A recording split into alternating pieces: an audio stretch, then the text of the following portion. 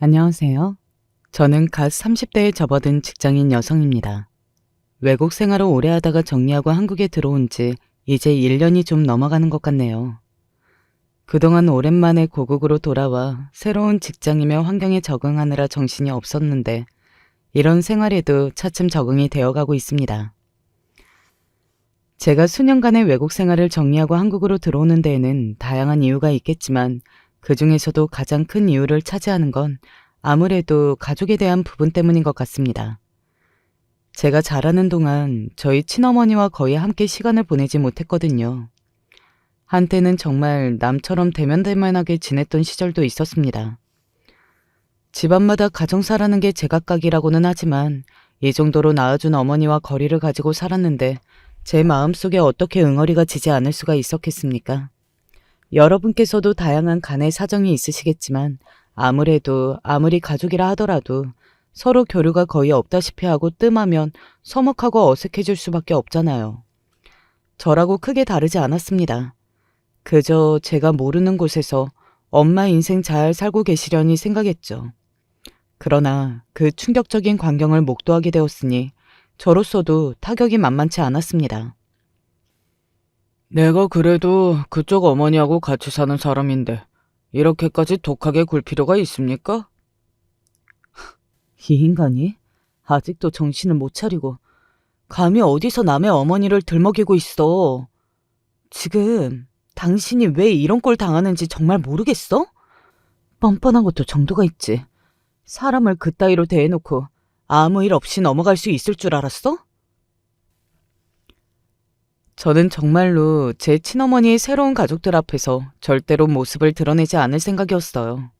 저 스스로도 마음이 많이 닫혀있기도 했지만 이제는 저희 가족과 떨어져서 새로운 가정을 일구고 사는 엄마도 당신 인생 잘 살아나가시기를 바랐습니다. 가슴속에 미움이 없었다 하면 거짓말이겠지만 그럼에도 불구하고 잘 사셨으면 하는 마음만큼은 진심이었어요.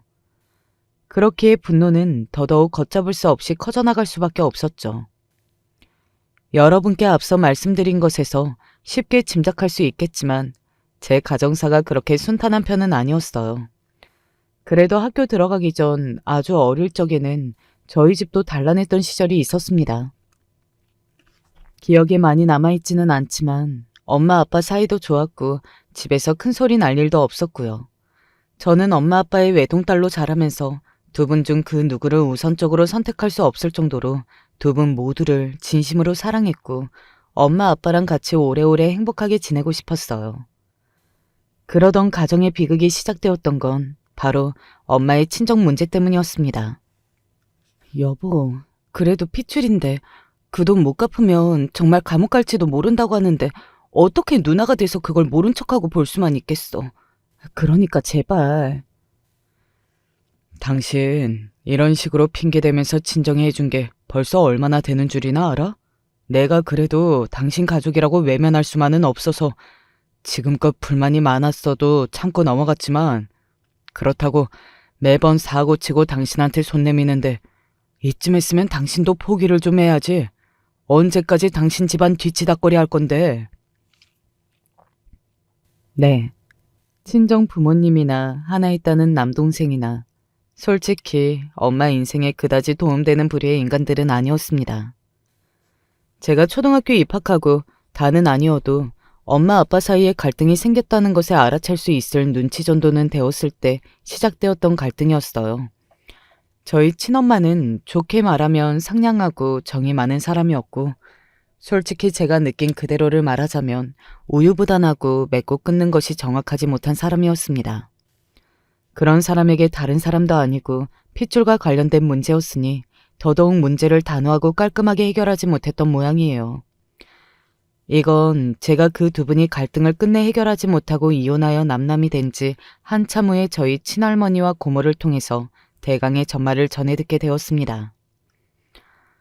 그 전까지도 이혼의 주된 원인이 엄마 쪽에 있다는 건 알고 있었지만 아무래도 미성년자 자녀를 둔 입장에서 이혼을 하다 보니 어떻게든 제게 상처를 덜 주시려고 이혼의 원인에 대해서는 정확하게 말씀하지 않으셨던 부모님이셨습니다. 엄마 쪽이야 솔직히 할 말이 없었을 거고 저희 아빠가 속을 많이 끓이셨을 거예요. 매번 도와주자고 사정사정하는 엄마 때문에 마지못해 도와주기는 했지만 솔직히 결혼 생활 내내 가정주부로 지내면서 수입이 없었던 엄마 대신 그 부담을 다 져야 했던 건 저희 아빠였을 테니까요. 거기다 애초에 두 분의 자라온 가정 환경 자체가 차이가 많이 나는 편이었습니다. 저희 친가 쪽은 경제적인 상황이 넉넉한 편입니다. 저희 아버지도 부유한 집안에서 교육 잘 받고 좋은 학교 나와서 안정적으로 사업하셨던 분이고요. 그에 반해 엄마는 어릴 적부터 가난한 집안 장녀로 자라면서 집안에서 살림 미천 취급을 받으셨나 봐요. 학교 다닐 때부터 사고만 치고 다니기 일수인 남동생을 그래도 하나 있는 아들이라고 떠받드는 부모 탓에 그다지 귀한 자식 대접받으며 사시지는 못한 것 같았습니다. 그래도 자기 주장이 강하거나 성격이 좀 있는 편이었다면 그런 불합리한 상황에 불만을 가지고 자기 못 자기가 챙기려 들 법도 한데 저희 엄마는 좀처럼 남 탓을 할 줄 모르는 분이셨습니다. 여러분, 이렇게 말하면 참 사람 좋은 것처럼 들리지만 그게 곁에 함께 지내는 사람들 입장에서는 참 답답하고 힘든 부분이 많습니다. 분명 친정 식구들이 잘못을 했고 그럼에도 불구하고 뻔뻔하게 별로 잘해주지도 못한 딸 자식에게 수습해줄 것을 당당하게 요구하는데 거기에 화를 내기는커녕 호구를 자처하는 엄마였으니까요. 아빠도 아빠지만 당신들 딴에는 귀한 아들 처지는 집 여식과 결혼시키는 것만으로도 속이 쓰린데 결혼 이후로 처가 문제 때문에 아들이 저리 고생을 하고 있으니 제 조부모님들께서 엄마와 외가를 좋게 받아들이시기가 더 힘드셨을 겁니다. 실은 너희 엄마가 너희 아빠 만나 결혼하기 전부터 격리 일하면서 모은 돈 죄다 제 친정이랑 개차방 같은 남동생한테 뜯기고 사실 무일푼으로 네 아빠한테 시집 온 거나 다름없지. 집 꼬라지가 그 모양이니 결혼시키면서 우리도 걱정이 많았고 네 아빠도 저러다 네 엄마 평생 밑빠진 독에 물 부을까 싶어 다짐을 제대로 받았었거든. 분명 결혼할 때까지만 하더라도 자기 친정이랑 인연 끊겠다고 자기도 이만하면 할 만큼 한 것 같다고. 이제 결혼하면 너희 아빠랑 너만 생각하면서 살 거라고 우리한테도 분명 그렇게 약조를 했었다. 근데 너 낳고 한 몇 년 잠잠하다 싶더니 몇 년 되지도 않아 도로 사고치고 나타나는 네 엄마 친정 식구들 그만 외면하지 못하고 매번 네 아빠한테 손을 벌리니 나나 네 할아비나 얼마나 속이 썩었겠어. 그래도 네 아빠가 책임감 없는 사람은 아닌지라 저렇게 마음 여린 사람하고 결혼한 것도 자기 선택이라고 그래도 많이 참았지. 내키지 않아도 네 엄마가 하도 사정을 하니까 도와주기도 여러 번이었지만 그거 고마운 줄 아는 인간들이었으면 애초에 그렇게 뻔뻔하게 손을 벌리려고 들었겠어. 못난 아들 감옥 갈 뻔한 거 막아준 것만 해도 사이를 떠받들여도 모자랄 판에 있는 집안에서 더 안 도와준다고 불맨소리 나야 되는 장인 장모는 또 어떻고. 그러니 네 아빠가 근 10년을 그 꼴을 보다가 참다 갈라선 거다. 저 성인 되고 나서 할머니 할아버지랑도 술 한잔 기울일 수 있는 나이가 되었을 때 푸념처럼 하시던 할머니 말씀입니다. 대강의 상황은 알고 있었지만 저희 엄마와 외가로 인한 직접적인 피해를 입은 당사자 입에서 그걸 듣고 있자니 저도 그만 마음이 갑갑해지더라고요. 저희 아빠나 친가 쪽에서 또 그런 엄마를 근 10년을 참아주신 겁니다. 말이 10년이지 그게 어디 짧은 세월인가요? 강산이 한번 뒤바뀌는 세월이라고 하는데 세상 그 얼마나 대단한 사랑이라 할지라도 어떻게 한쪽에서 일방적으로 희생만 할 수 있겠어요. 저는 저희 아빠나 할머니, 할아버지 이해합니다. 그렇다고 저희 할머니, 할아버지가 아들 뼈 빠지게 고생해서 번 돈 처가에 갖다 바친다고 저희 엄마를 시집살이 시키거나 부당하게 구박을 하시거나 하지도 않으셨어요. 어른들끼리만 계셨을 때 사정까지야 당시 어렸던 제가 어떻게 속속들이 다 알았겠습니까? 하지만 적어도 어린 제가 보는 앞에서는 제 교육상 좋지 않다고 어떻게든 안 좋은 소리 안 하시려고 노력하셨다는 건 그 어린 나이에도 알고 있었습니다. 제 부모님이 이혼하신 게 저 중학교 들어가고 얼마 안 되었을 때였어요. 한창 엄마의 손길이 필요한 나이였는데 사실 그때가 저와 엄마의 사이가 가장 최악으로 치닫고 있던 시기였습니다. 아무리 부모님께서 사이 안 좋은 티를 제 앞에서 내지 않으시려고 노력하신다고 하더라도 그 민감한 시기에 그걸 눈치채지 않기가 더 어려웠어요. 거기다 주기적으로 한 번씩 저희 집에 찾아와서 외갓집 식구들이 깽판을 놓는 탓에 눈치를 채지 못하려고 해도 그러기가 힘들었습니다. 저는 지금도 외가 사람들하고는 상종도 안 해요. 어디 가서 핏줄로 엮였다고 하기도 부끄럽고 창피한 수준입니다. 저희 친가 쪽 식구들이 어떻게든 제 앞에서는 상처를 주지 않으려고 극도로 조심하셨던 것과는 대조적으로 어린 제가 보든 말든 돈 안 해준다고 딸 자식과 사위에게 상스러운 소리를 창피한 줄도 모르고 쏟아내는 인간들이었습니다. 제가 왜 이제껏 외할머니, 외할아버지, 외삼촌 소리 안 하고 외가 사람들이라고 퉁쳐서 얘기하는지 짐작이 가시죠? 초등학교 때 처음으로 그 꼴을 보고 나서는 너무 놀라고 무서워서 제가 자지러지게 울며 경기를 하는 바람에 집안이 한바탕 난리가 난 적도 있었습니다. 한마디로 저도 그런 외갓 사람들 행패의 피해자였어요. 아이고, 지우야, 우리 지우, 내 새끼 어떡해. 당장 나가요. 손녀가 이 지경이 되도록 느끼는 게 없습니까? 내 집에서 당장 나가요. 부들부들 떨고 있는 저를 붙들고 있는 엄마나 화가 머리 끝까지 나서 외가 식구들을 내치는 아빠 모습은 지금도 선명한 기억으로 남아 있었습니다. 아무리 어릴 때라고 해도 충격적인 기억이 더 오래 간다고들 하잖아요. 그러니 제가 외가에 대한 기억이 좋을 수가 없었죠. 제가 엄마 아빠 이혼할 때 전혀 엄마 편을 들지 못했던 것도 근거가 없는 일이 아니었습니다. 자식이 이렇게까지 경기를 할 정도로 충격을 먹었으면 아무리 자기 식구들이라고 하더라도 깔끔하게 인연을 끊던지 아니면 적어도 아빠나 저한테만큼은 찾아오지 못하게 하는 게 맞는 거 아닙니까? 그 꼴을 당하고서도 여전히 친정과의 인연을 정리하지 못하는 엄마였어요. 그러고도 몇 년을 그 비슷한 일이 반복되었습니다. 처음에는 저런 인간들도 가족이라고 저런 사람들과 부대껴서 자라왔을 엄마가 불쌍하다는 생각을 한 적도 있었어요. 하지만 그것도 한두 번이지. 그 꼴을 평생을 당하고도 자식인 저를 보호하기는커녕 여전히 인간 말종인 제 남동생이 애잔하고 안타까워 어쩔 줄 모르는 엄마에게 저도 그만 학을 떼고 말았던 겁니다. 지유야, 엄마랑 얘기 좀 해. 정말 엄마랑 말 안 할 거야? 응? 듣기 싫어. 그 사람들 우리 학교 앞에까지 와서 서 있는데 내가 얼마나 소름 끼쳤는지 알아? 내가 왜 엄마 때문에 이런 꼴을 당해야 하는데? 사람이 누울 자리를 보고 발 뻗는 법이죠. 그렇게 행패를 부려도 어떻게든 수습해주는 누나가 있으니 아주 돈 맡겨놓은 것처럼 굴더라고요. 외삼촌이라는 작자가 조카 하교하고 나오는 학교 교문 앞에서 어슬렁거리는 꼴을 보고 저 그만 그 자리에서 기절하는 줄 알았습니다. 헐레벌떡 도로 교실 안으로 뛰어들어와서 엉엉 울면서 아빠에게 전화를 해서 나 좀 데려가라고 하는 통에 또 한바탕 난리가 났습니다. 그러고 나서는 저도 정말 엄마가 지긋지긋하더라고요.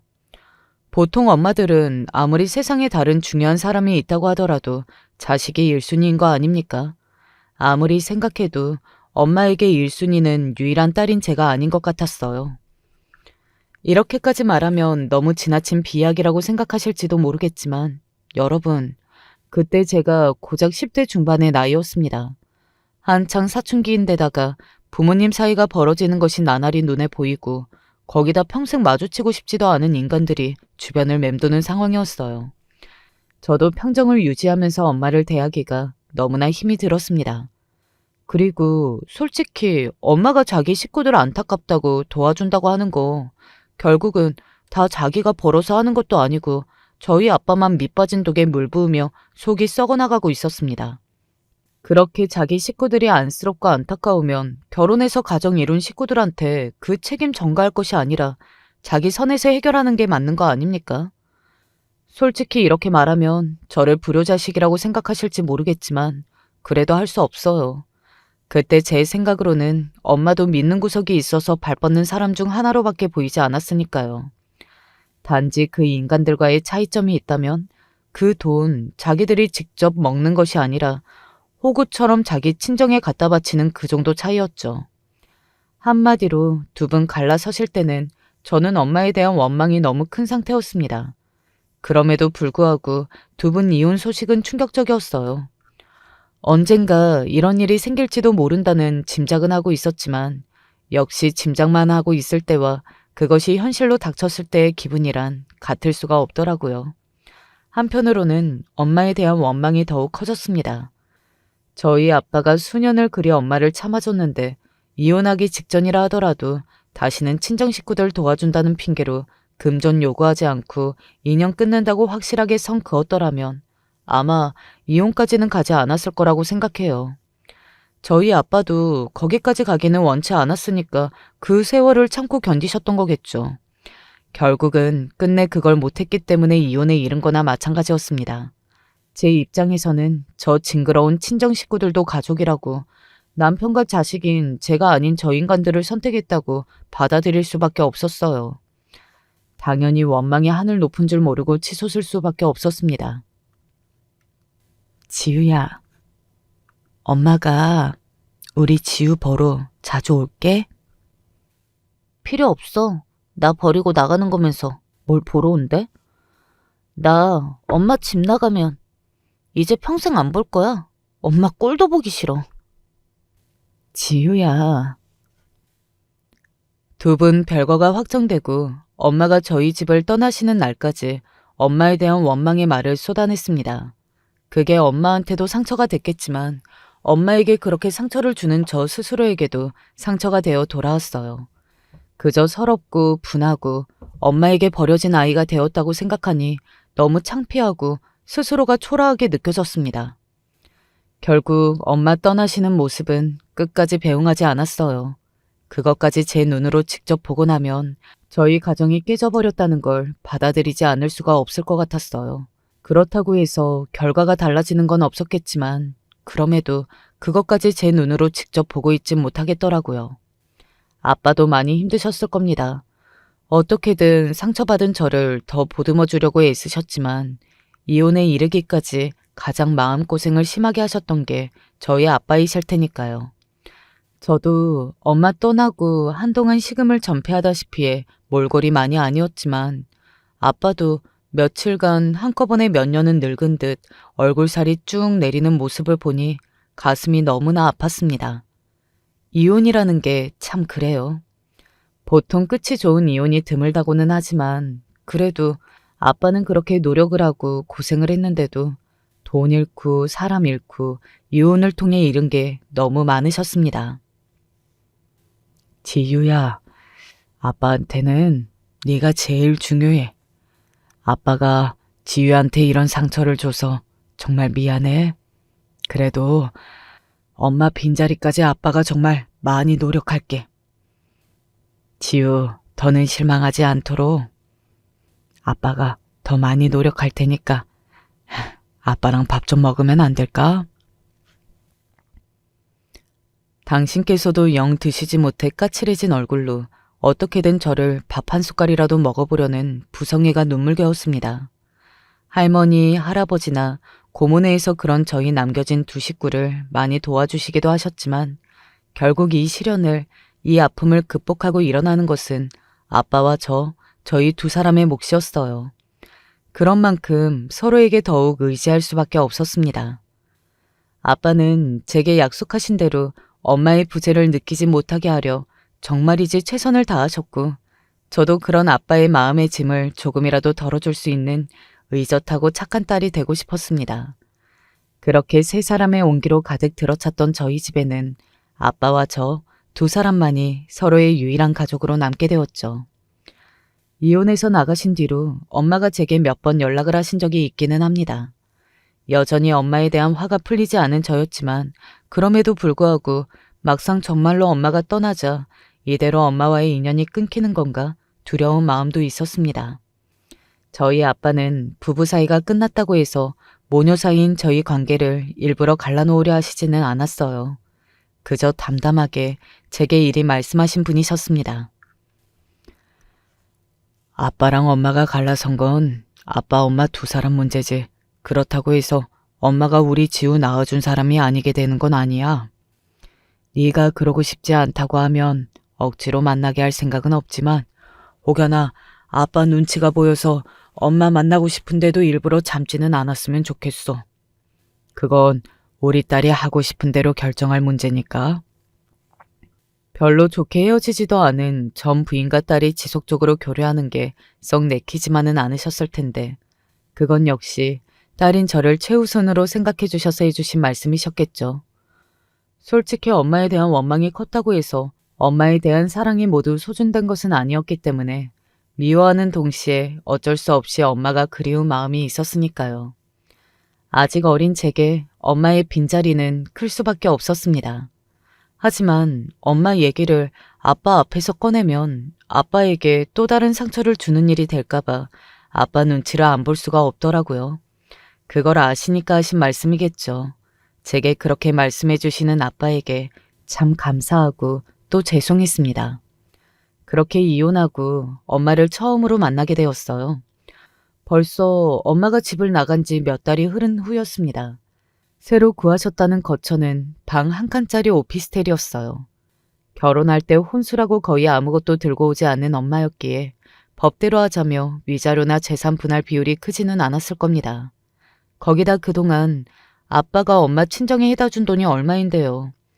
그걸 생각하면 오히려 엄마 쪽이 유책 배우자로 돈을 도로 토해내야 할 판이었어요.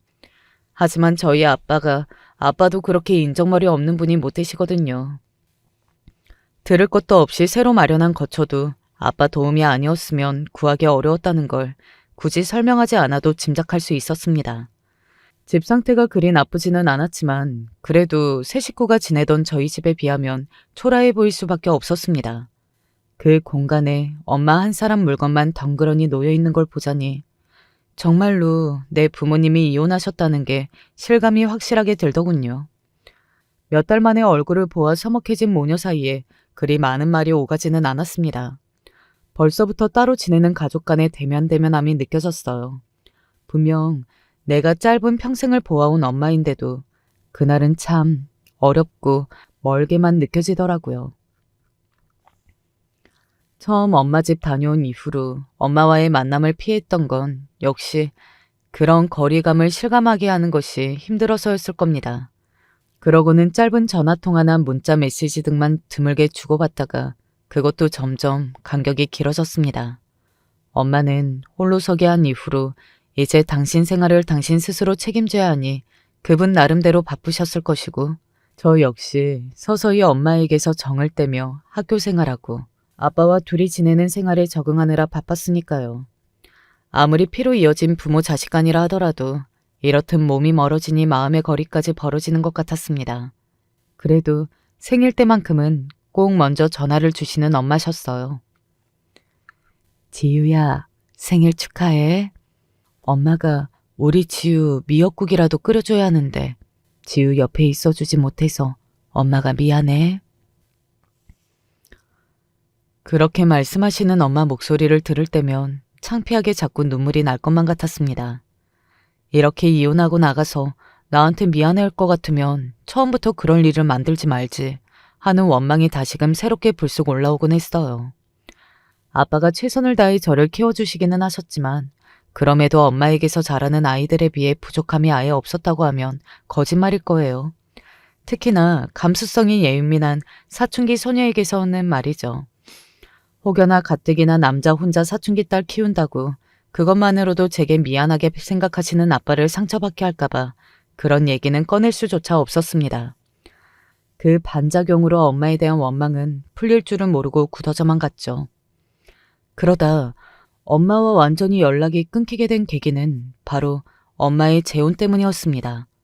이제는 정말 몇 달에 한 번 엄마로부터 연락을 받을까 말까 할 정도가 되었습니다. 날이 갈수록 가뜩이나 짧았던 통화가 더욱 짧아지고 서로가 어렵게만 느껴졌어요. 솔직히 저도 엄마에게 살갑게 다가가지 못했지만 이혼해서 나가면서 분명 나보러 자주 온다고 했으면서 하나 했던 그 약속마저 제대로 지키지 못하는 엄마에 대한 미운 마음이 있었죠. 부모님이 이혼하실 때에도 들었던 생각이었지만 결국은 딸인 나에 대한 마음이 고작 그 정도구나 하는 생각이 자꾸만 들어 서럽고 원망스러운 마음이 가시지를 않았습니다. 그러던 차에 듣게 된 재혼 소식이니 제 반감이 커질 수밖에 없었죠. 엄마 일하던 곳에서 만난 아저씨인데 정말 좋은 분이야. 우리 지휘한테도 소개시켜주고 싶어서. 처음 엄마한테 그 말을 듣는데 정말이지 숨이 턱 막히는 것 같았어요. 몇 달을 연락이 없다가 오랜만에 걸려온 연락에 어색한 기분이었지만 그래도 오랜만에 엄마 얼굴을 볼 수 있다는 생각에 조금은 기대하기도 했어요. 그런데 그게 자기 재혼 소식을 알리기 위함이라니 저도 모르게 화가 치솟았습니다. 그때 제가 고3이었어요. 수능을 얼마 앞두지 않은 시기에 몇 달 만에 엄마 연락을 받고 나갔더니 그런 소리를 듣게 되자 정말 너무하다는 생각이 들더라고요. 그때가 얼마나 예민한 시기예요.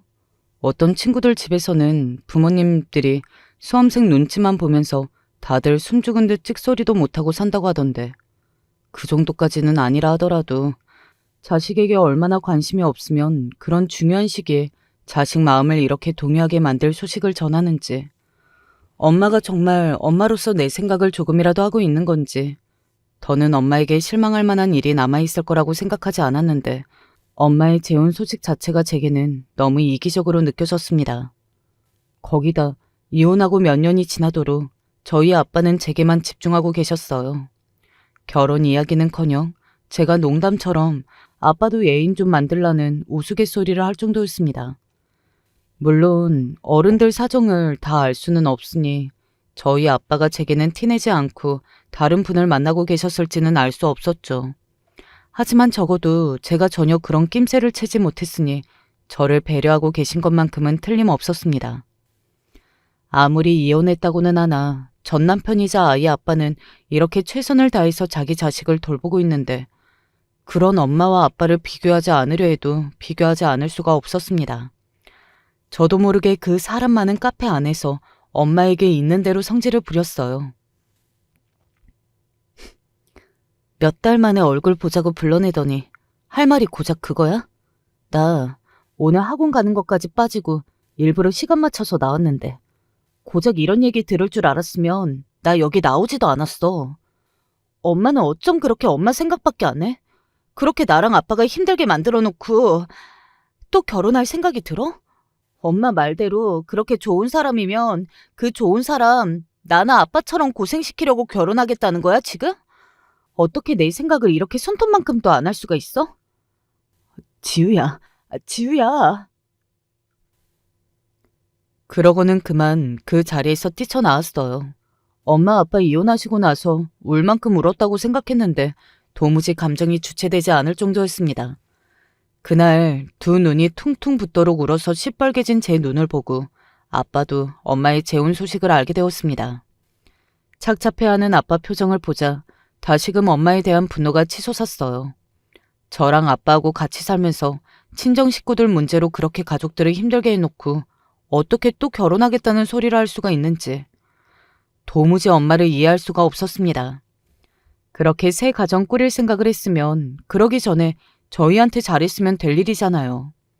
아빠는 이혼할 때 애써 엄마가 정에 약해서 그렇다고 핏줄이라는 게 쉽게 인연을 끊을 수 있는 사이가 아니다 보니 그래서 엄마 아빠 사이에 생각의 차이가 있었던 거라고 애써 좋게 말씀해 주셨지만 사실 그게 아니라는 걸 저도 알고 있었습니다. 자기 가족들을 끝끝내 버리지 못했던 건 결코 엄마 성격이 이타적이어서가 아니라는 걸 말입니다. 그렇게 정에 약하고 가족들을 사랑하고 이타적인 사람이라면 자기가 선택한 남편과 자기 배 아파 낳은 자식이 상처받지 않도록 최선을 다해서 지켰어야죠. 저는 그건 역시 이기적인 선택이었다고 생각합니다. 재혼만 해도 그래요. 이혼한 지 고작 5년도 되지 않아 그렇게 재혼하다니. 엄마가 저나 아빠에게 준 상처를 생각한다면 아무것도 상황이 해결된 게 없는데 어떻게 재혼할 생각을 하는지 이해할 수가 없었습니다. 아빠는 아직 미성년자인 저 키운다고 그렇게 고생을 하는데 이제 책임져야 할 자식도 없으니 홀가분하게 자기 하고 싶은 대로 하고 살겠다는 건가 하는 비하까지 할 정도였습니다. 당연히 엄마 재혼한다는 아저씨와 따로 만나거나 하는 일은 없었습니다. 아직 부모님 이혼한 상처도 완전히 극복하지 못했는데 엄마가 다른 아저씨와 재혼해서 하하호호 지낼 생각하니 그것만으로도 그만 생각하기가 싫어지더라고요. 문자 메시지로 배려해주지 못해 미안하다는 뜻을 전해오기는 했으나 그럼에도 불구하고 예정대로 재혼이 진행된 것을 보니 애초부터 제 의사는 엄마의 재혼에 아무런 영향도 끼칠 수 없다는 생각만 굳어지게 되었습니다.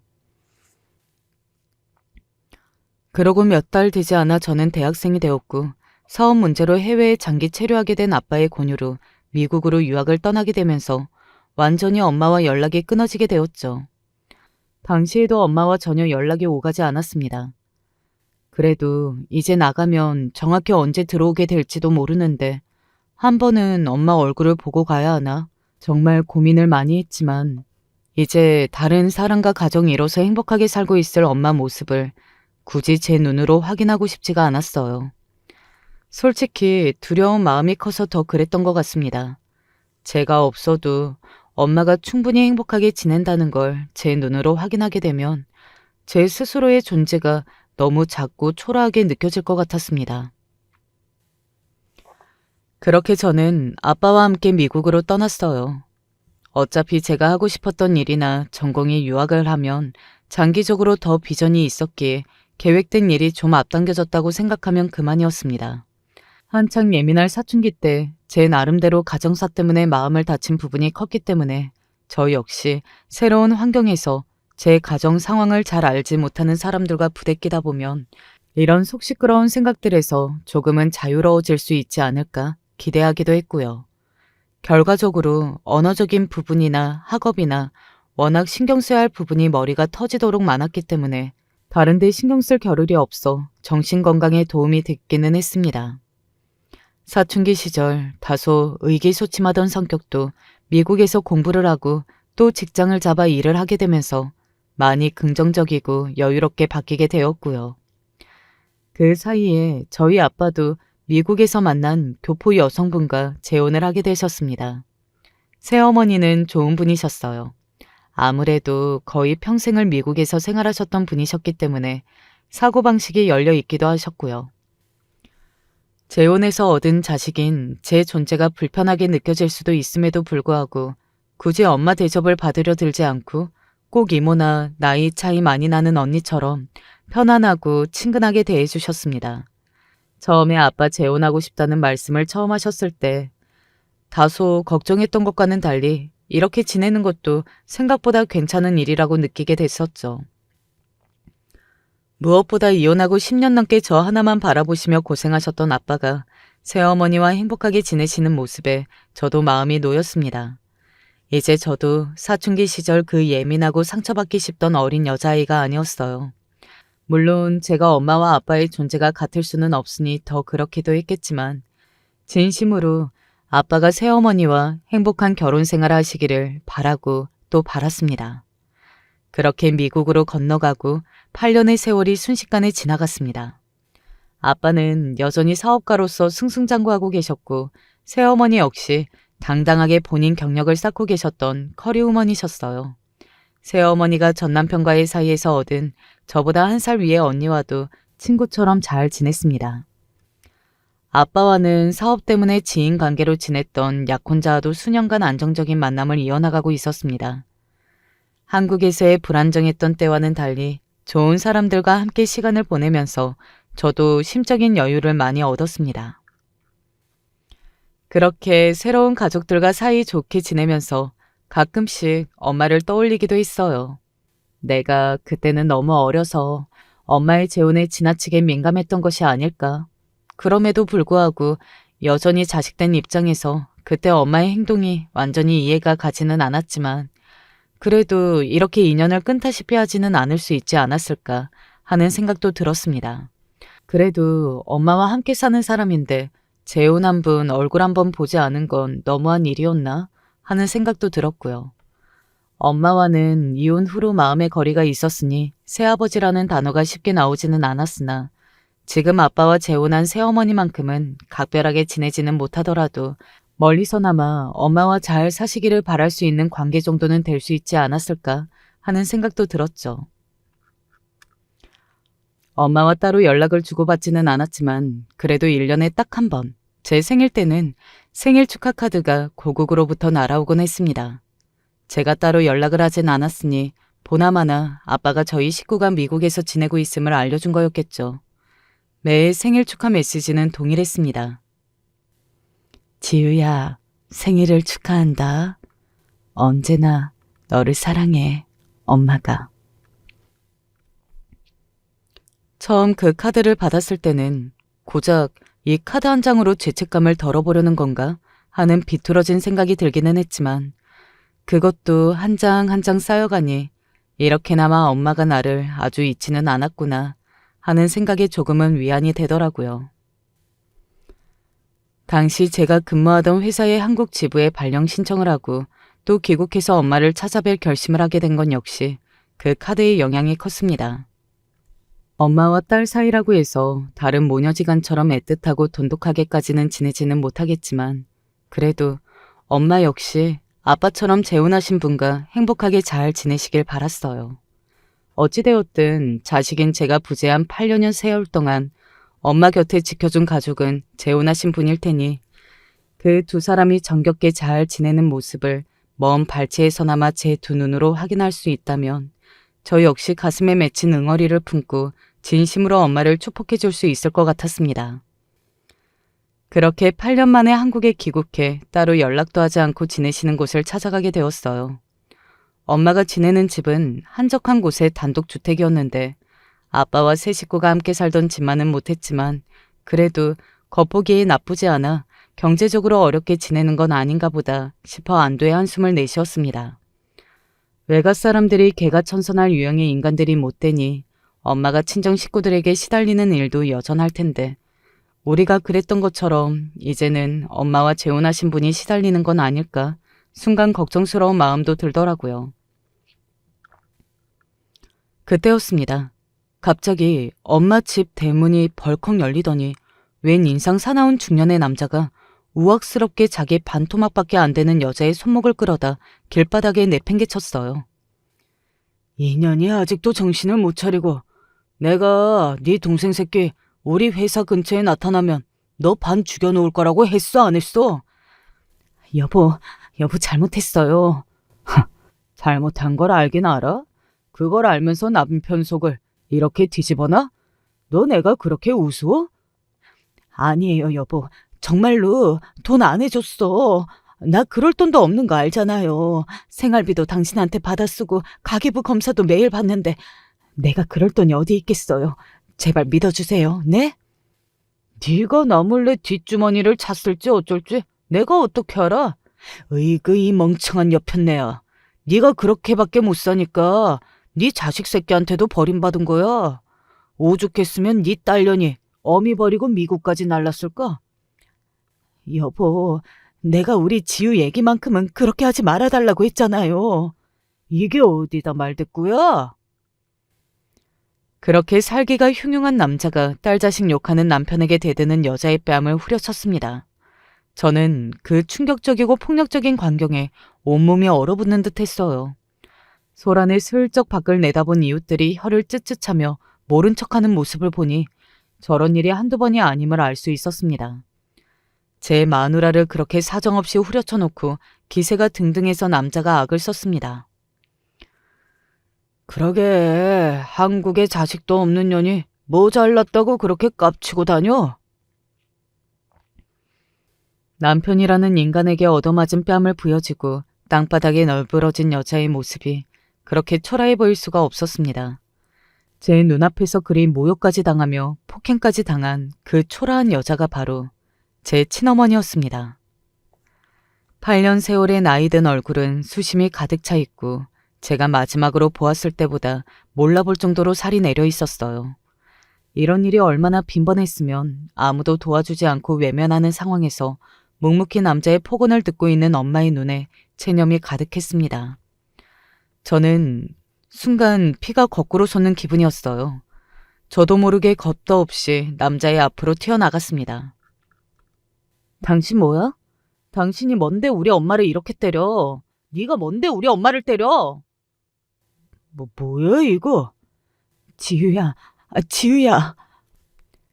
갑작스럽게 등장해 달려드는 저 때문에 놈이 당황한 건 당연하고 생각지도 못한 상황에서 8년을 보지 못했던 딸이 갑작스럽게 튀어나오자 엄마 역시 경악을 해 제 이름을 울부짖듯 소리쳤습니다. 아마 엄마에게는 평생 절대 저에게 보이고 싶지 않은 가장 초라하고 비참한 장면이었겠죠. 당신 눈으로 보면서도 당신 딸이 자기 앞에 튀어나온 게 믿기지는 않는지 벌벌 떨리는 손으로 입을 콱 틀어막는 엄마의 눈에서 굵은 눈물방울이 뚝뚝 떨어졌습니다. 그 모습이 제 분노를 더욱 부추겼어요. 좋은 사람이라며? 저게 좋은 사람이야? 자식 가슴에 대못을 받고 결혼했으면 보란듯이 더 잘 살았어야지. 이따위 대접을 받으면서 살 거면서 대체 재혼은 왜 한 거야? 지유야, 너 정말 우리 지유 맞아? 도대체 왜 엄마는 그렇게 당하고도 변하는 게 없어? 대체 왜 이러고 살아? 지유야, 엄마가 미안해. 엄마가 정말 미안해. 두 손을 얼굴에 파묻고 제 앞에 무릎을 꿇고 대성통곡을 하는 엄마와 뜻밖의 광경에 얼떨떨해하는 그놈 사이에서 너무 열이 받아 뒤통수가 절절 끓는 기분이었습니다. 뭐야? 당신 저 여자 딸이야? 안 그래도 어디 내다버리고 싶은 판에 잘 됐네. 지금껏 내가 댁어미 공짜로 먹이고 입혀줬으니 이제 댁어미는 댁이 책임지쇼. 그러고 문을 쾅 쳐닫고 들어가는데 어떻게 물의 배를 만나도 저 따위 물의 배를 만나서 결혼을 했나 싶어 복장이 뒤집어지는 것 같았습니다. 저는 그대로 전화기를 들어 누군가에게 전화 한 통을 걸었어요. 제 마누라를 손찌검한 것도 모자라 집 밖에 내쫓아놓고 태연히 저 혼자 기어 들어간 놈을 저주하면서 말입니다. 그러고는 땅바닥에 초라하게 널브러져 있는 엄마를 일으켜 세웠습니다. 엄마는 여전히 몸을 가누지 못할 정도로 눈물을 주체하지 못하고 있었습니다. 제발 그만 좀 울어. 딸 자식 8년 만에 얼굴을 보는 거면서 계속 이렇게 울고만 있을 거야? 지유야, 엄마가 정말 미안해. 엄마가 너 너무 보고 싶었는데 너무 염치가 없어서 찾아갈 생각도 못했어. 너 그렇게 상처 주고 떠나서 엄마가 이렇게밖에 못 사나 봐. 미안해, 지우야. 제발 그런 소리 좀 하지 마. 저런 인간인 줄 알았으면 진작 갈라서든가 했어야지. 뭐 얼마나 대단한 대접을 받을 거라고 저런 인간한테 뺨까지 맞으면서 붙어서 살아? 지우야, 미안해. 지우야, 미안해. 가까이서 붙들고 보니 팔뚝이 앙상한 것이 영양 상태도 좋아 보이지 않는 엄마였습니다. 아무리 원망이 컸던 엄마라고 하더라도 나를 낳아준 사람인데 이렇게 비참한 꼴이 되어 있을 거라고는 상상도 하지 못했어요. 이렇게 살 줄 알고 있었더라면 아무리 제 마음에 원망이 컸다 하더라도 엄마를 이리 놔두지는 않았을 겁니다. 8년 세월 동안 한 번은 엄마를 찾지 않은 게 후회스러워 미칠 지경이었습니다. 그렇게 근 1시간을 모녀가 부둥켜 안고 원망과 사죄의 말을 쏟아내고 있었습니다. 갑자기 놈이 닫고 들어간 대문이 벌컥 열리더니 엄마의 남편이라는 놈이 헐레벌떡 뛰어나왔습니다. 아이고 지우씨, 내가 미안합니다. 미안합니다, 지우씨. 내 엄마를 길바닥에 내다버리고 저 혼자 집 안으로 쏙 들어갈 때는 세상 당당하던 놈의 태도가 비굴하기 짝이 없었습니다. 네 발로 길 듯한 기세로 제 앞에 엎어진 놈이 양손으로 제 손을 붙잡으려 들기에 그 더러운 손등을 있는 힘껏 후려쳤습니다. 이게 지금 누구한테 손을 대려고 해? 방금 내 엄마 뺨 때린 손으로 감히 누굴 만지려고 들어? 지우씨, 제가 잘못했습니다. 저 그 계약 엎어지면 진짜 회사고 집이고 다 내놔야 돼요. 지우씨, 그래도 내가 지우씨 새아빠인데. 그 더러운 입 안 닥쳐? 나 당신 같은 인간 쓰레기 가정폭력 가해자 새아빠로 둔 적 없어. 사람을 초죽음으로 만들어 놓고 내 엄마를 이렇게 비참하게 만들어 놓고 어디서 감히 새아빠라는 단어를 입에 올려? 이 염치 없는 놈아? 지우씨, 잘못했습니다. 제발 좀 살려주세요. 제발, 대표님께 연락드려서 다시 한 번만 생각해 주시라고 말 좀 해주세요. 네? 내가 미쳤다고 내 입으로 한 부탁을 도로 물러달라고 하겠어? 너 사람 아주 잘못 건드렸어. 네가 그렇게 무시하던 여자 딸이 네 인생을 얼마나 망칠 수 있을지 앞으로 기대하는 게 좋을 거야. 지우씨, 제발 살려주세요. 당신 앞에서 왕처럼 군림하던 놈이 갑자기 딸인 제 앞에서 개처럼 기는 모습을 본 엄마 어안이 벙벙해졌습니다. 지금의 사태를 초래한 건 제가 이 참변을 목도하고 건 한 통의 전화 때문이었습니다.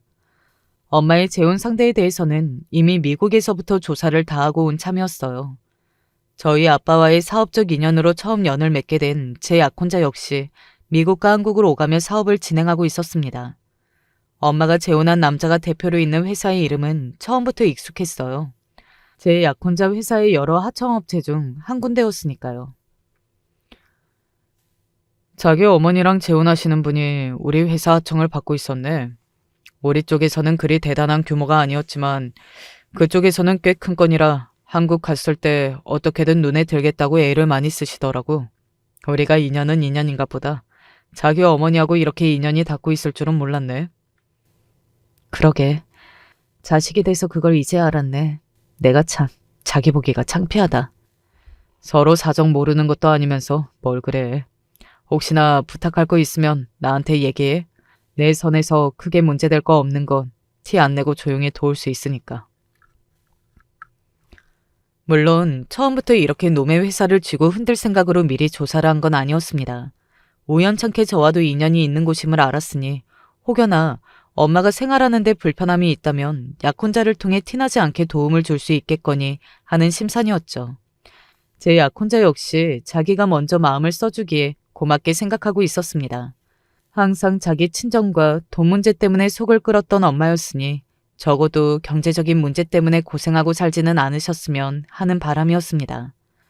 그날 굳이 몰래 엄마 집을 들여다보고 가려고 했던 것도 사는 형편이 그리 좋아 보이지 않으면 뒤에서 몰래 내가 도울 수 있는 부분을 찾아봐야겠다는 마음에서였어요. 그 결과가 이렇게 파국으로 치닫게 될 줄은 저도 꿈에서조차 상상하지 못했지만 말입니다. 그러니까 저놈은 제 약혼자가 건 고작 한 통의 전화로 그제야 제 놈이 누굴 건드린 줄 알고 제게 저리 납작 엎드려 빌기 시작한 겁니다. 이해관계 좀 얽혔다고 이렇게 납작 엎드릴 거면서 자존심이라고는 어디 갖다 팔아치우려고 해도 없는 인간인 주제에 잘난 것 하나도 없는 놈이 내 엄마를 이렇게 때리고 학대해? 너 내가 내 인생을 다 걸고서라도 반드시 망하게 만들 거야. 이 조그만 여자 손댈 데가 대체 어디 있다고. 약한 사람 분풀이 대상으로 삼은 벌 평생을 뼈저리게 후회하게 해줄 테니까 앞으로 두고 보자고. 아이고, 지우씨, 제발 용서해 주세요. 여보, 나 좀 살려줘. 내가 다 잘못했어. 그래도 우리가 같이 산 세월이 얼마인데 당신이 지우씨 좀 설득해줘. 그렇게 자기를 우습게 여기며 손찌검을 일삼던 남편이라는 놈이 납작 엎드려 기는 모습에 엄마 표정도 질린 것 같더라고요. 그 와중에도 가까이 다가오는 놈에게 흠칫하는 엄마를 보고 긴 시간 지속적인 폭력에 망가진 엄마 모습에 가슴이 저렸습니다. 저는 그 길로 엄마를 끌고 그 집에서 나왔습니다. 그런 놈과 더는 엄마를 함께 둘 수 없었어요. 물론 엄마에 대한 원망스러운 마음이 없었다고 하면 거짓말이겠지만 그게 엄마의 생존보다 중요하지는 못하더라고요. 저도 어쩔 수 없는 저희 엄마의 딸이었으니까요.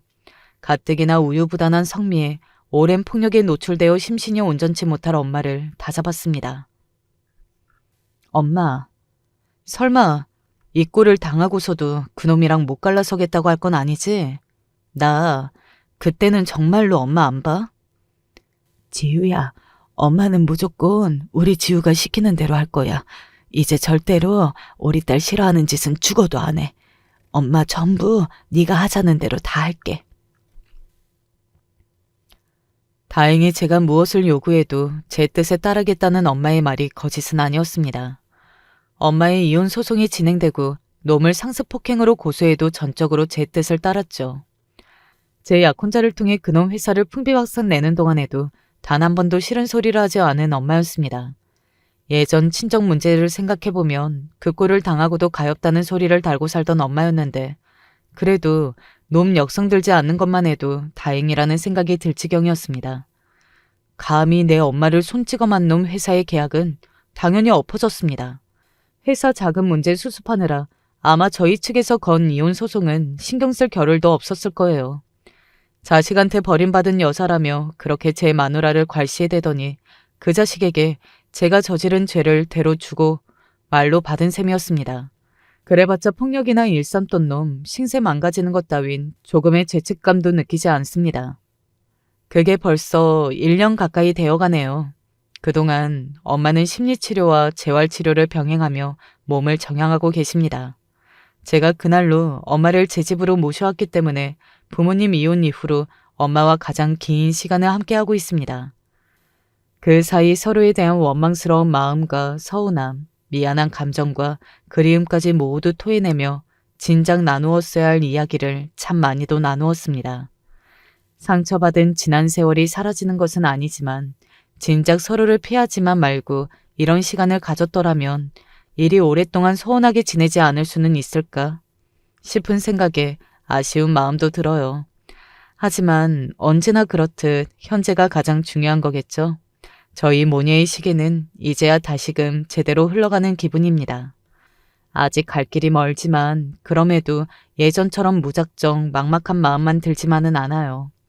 오늘 제가 여러분께 들려드릴 이야기는 여기까지입니다. 아직 다소 시간이 필요하긴 하겠지만 저도 엄마도 서로를 위해 노력하고 있으니 어제보다는 오늘이, 오늘보다는 내일이 서로에게 더 가까워지지 않을까 기대하고 있습니다. 마지막까지 이야기 함께 해주신 여러분들께 진심으로 감사드립니다. 전 누군가에게 제 이야기를 잘하는 성격은 아니지만 익명이라면 왠지 좀 편하게 말을 할 수 있을 것 같아요. 많이 힘든 삶을 살아왔지만 시간을 지나보니 스스로 대견하다고 느껴지기도 하고 일상 안에서 여러 가지 만남들을 겪으면서 인생은 그래도 살만하다고 느끼고 있습니다. 결코 살만해서가 아닌 많은 풍파를 겪고도 하는 말이니 조금은 진실되게 들려질까요? 저와 동생들은 어릴 적 지방에서 아빠 없이 엄마와 넷이서 살았어요.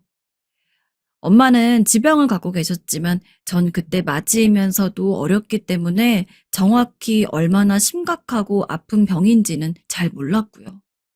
아빠는 어린 우리를 두고 일찍 자취를 감춰버리셔서 행방을 알 수 없었고 엄마 혼자 힘든 몸으로 우리 남매들을 키우게 되셨어요. 당시 저는 고등학생이었고 동생들은 초등학생이었기 때문에 꽤 터울이 있었는데요. 늘 우리 집 분위기는 어두웠었고 엄만 방 한켠에서 기침을 하면서 겨우겨우 몸을 일으켜서 집안을 돌보실 정도였어요. 한창 예민한 시기였던 저는 이런 집의 상태가 너무 싫었지만 어설프게 나이가 든 상태여서 마냥 불평을 하고 있을 수만도 없었어요. 아예 어린 동생들이 부러울 정도로 저는 늘 마음이 외로웠던 것 같아요. 우리를 버리고 나가버린 아빠는 전혀 연락도 되지 않았고 친할아버지 할머니도 형편이 어렵다면서 엄마의 연락을 피하셨다고 들었는데요. 그런 상황에서 왜 우리들을 낳고 엄만 저리 아픈 건지 한편으론 참 원망스럽기도 했습니다. 그러던 차에 이런 불평조차도 사치라는 것을 깨닫게 되어 전 정말 세상에 혼자가 되어버린 듯 했어요. 맨날 이게 다 니네 아빠 때문이라며 힘든 소리만 하던 엄마로 인해서 집에 들어가는 것도 싫었는데 이제 그조차도 저는 누릴 수 없게 되었기 때문입니다. 무슨 말이냐 하면 제가 학교에서 수업을 받고 있던 때에 우리 반 아이들을 비롯해서 모두가 일순간에 굳어버리게 된 일이 있었어요. 갑자기 선생님이 다급하게 뛰어들어오시더니 저를 부르시더군요. 윤세진, 당장 나와봐라. 저를 비롯해서 반 아이들은 다 놀래서 일제히 선생님을 쳐다보았고 당시 젊은 나이에 부임하셨던 선생님은 이런 상황이 흔치 않으셨는지 어쩔 줄 모르는 얼굴로 저에게 아주 힘겹게 말을 하시더군요. 그리고 그 말을 듣는 순간 전 눈앞에 모든 불이 꺼진 듯한 느낌을 받게 되었어요. 저기, 엄마 돌아가셨다고 연락이 왔어. 얼른 가보거라. 그 말을 듣자마자 저는 선생님 말이 천장과 바닥을 계속 치는 마냥 전혀 제대로 귀 속으로 들어오지 않더라고요. 밖에서는 비가 부슬부슬 내리고 있었고 유난히 학교 형광등 불빛이 을씨년스럽고 눈이 아팠는데 그날 엄마가 돌아가셨다는 비보와 참 지독할 정도로 조화를 이루는 풍경이었습니다. 저에게 있어 엄마는 엄마 역할을 하는 것도 안 하는 것도 아닌 상태로 제 곁에 있었어요. 아빠가 우리를 버리고 간 날부터 엄만 그나마 말이 통하는 저를 붙잡고 늘 그 한에 대한 넋두리를 늘어놨었고 당시 저도 슬펐지만 갈수록 듣기 괴로웠었거든요. 그런데다가 화병과 우울증에 걸려서 엄마는 결국 알아 눕게 되었고 자식인 저와 동생들을 제대로 돌볼 수 없는 형편에 이르렀어요. 그렇게 몸져 누운 지 5년째 되던 해에 저렇게 허망하게 가버리게 된 것입니다. 눈만 마주치면 아빠에 대한 원망을 늘여놓고 한 맺힌 통곡을 하는 엄마를 볼 때마다 대체 나는 왜 태어난 건지, 얼마나 속으로 많이 되물었는지 모릅니다. 그럴 거면 왜 나와 동생들을 이렇게 낳아놓고 그렇게 괴로워하는 건지 엄마한테 한 번쯤은 묻고 싶었어요. 그런 엄마와 지내는 생활이 결코 행복하지 않았지만 엄마조차 이제 없다니 슬픔도 슬픔이지만 이제 정말 혼자서 이 땅을 밟고 서 있어야 한다는 생각에 두려움이 밀려왔어요. 그렇게 멍하니 집으로 걸어 들어왔고 엄마랑 예전에 같이 일도 했었고 제법 잘 지냈던 주인집 이모 덕분에 어찌저찌 엄마의 장례를 겨우 치르게 되었어요. 외갓집 어른들을 오랜만에 만났지만 그렇게 우리 보고 불쌍하다 소리를 해대면서도 이유에 대한 대책은 전혀 고민하지 않는 듯했어요. 듣고 있자니 정말 화가 나더군요. 결국 저는 못 참고 한마디를 해버렸어요. 어른들은 부모 복 없는 것이 말도 복 없이 한다며 혀를 쯧쯧 하시더군요. 그만들 얘기하고 가세요. 유진이랑 연진이는 제가 알아서 챙길 거예요. 불쌍하다는 말 좀 하지 말아요. 지긋지긋해요. 아이고, 저기 집애가 어디서 말을 처리한다? 저도 이때 말이 심했다는 것은 알지만 우리의 불행을 안주거리 삼아서 술이나 마시고 있는 어른들을 보니 화가 치밀어 오르더군요. 주인집 이모가 태워주신 차를 타고 돌아오는 길, 멍하니 창밖을 보는데 밖으로 휙휙 지나가는 풍경들이 얼마나 아프게 제 눈으로 들어왔는지 몰라요. 그것들이 눈물이 되어서 뚝뚝 흘러내리는데 이모가 그걸 보셨는지 한마디 하시더라고요. 그리고 전 결국 얼굴을 파묻고 뒤에서 잠든 동생들이 듣지 못하도록 소리를 죽여가면서 울게 되었어요. 세진아, 힘들면 그냥 울어도 돼. 네가 정말 애썼어. 너도 앤데 얼마나 힘들었니? 정말 단순한 몇 마디인데 전 그 말에 왜 그렇게 무너지듯 처참하게 울었는지 몰라요. 어른들 앞에서 뭐라도 된 마냥 소리를 지르며 다들 나가버리라고 쫓아냈지만 저도 결국은 애처럼 인정을 받고 싶었는지 몰라요. 너도 참 힘들었겠다고. 고생이 많았다고요. 엄마도 그 누구도 해주지 않았던 그 인색한 말을 주인집 이모가 저를 크게 덮어주듯 따뜻하게 건네시는데 저도 놀랄 정도로 온몸을 떨면서 울었어요. 모든 게 막막하고 숨이 턱턱 막혀왔지만 전 저에게 주어진 슬픔에 대해서 울 시간도 없었다는 것을 비로소 깨닫고 그냥 돌아오는 차에서 계속 울기만 했어요. 그렇게 집으로 도착했고 동생들 손을 잡고 빈집으로 탈털 들어가려는데 이 인생의 무게가 너무 가혹하게 느껴져서 쓰러질 것 같더군요. 근데 그렇게 문을 열고 들어가려는데 주인집 이모가 같이 따라 들어오시는 게 아니겠어요? 전 집 사정에 대해서 잘 모르지만 엄마가 몇 번 이모랑 이야기를 할 때 들었던 내용이 있어요. 이모가 제법 손해를 보고 우리를 받아주셨다는 것. 생각보다 말도 안 되는 가격에 이 집에 머무르고 있기 때문에 여기서 무탈이 살 시간이 길지 않다는 것이었어요. 그런데 이 모든 걸 해결해줄 엄마도 없으니 이제 우린 어떻게 되는 것일까 걱정스럽더라고요. 곧 이모가 이제 이 부분에 대해서 이야기를 할 텐데 삶의 현실이 정말 차가운 바닷물이 얼굴을 스미듯 느껴져서 너무 괴로웠습니다. 이모는 우리 집에 들어오셨고 이제 엄마만이 자리를 비워버린 초라한 집안 주변을 쓱 돌아보시더니 결국 입을 여시더군요. 내용을 듣고 전 정말 기절할 뻔했어요. 세진아, 너네 외갓집에서도 데려갈 수 없다고 하시더라고. 그래서 말인데, 세진이 너가 고등학교 졸업할 때까지만이라도 이 집에 그냥 편히 살아. 돈 걱정은 너네가 할 게 아니야. 그저 공부만 열심히 하면서 나갈 생각하지 말고 여기서 지내라.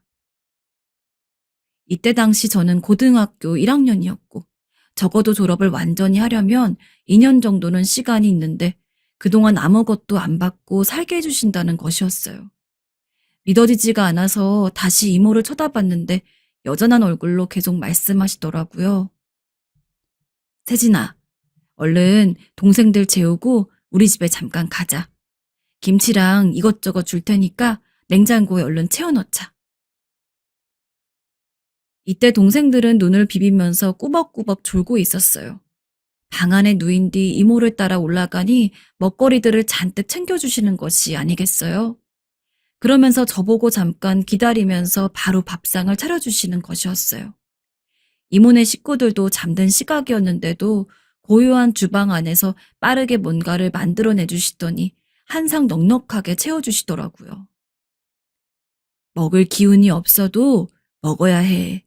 너 계속 아무것도 안 먹으면 쓰러져. 얼른 고기랑 국물 좀 먹어봐. 그렇게 이모는 정말 다 죽을 듯 겨우 서 있던 저를 앉혀두고 뜨끈한 밥을 먹이고 한참을 말없이 꽉 안아주셨어요.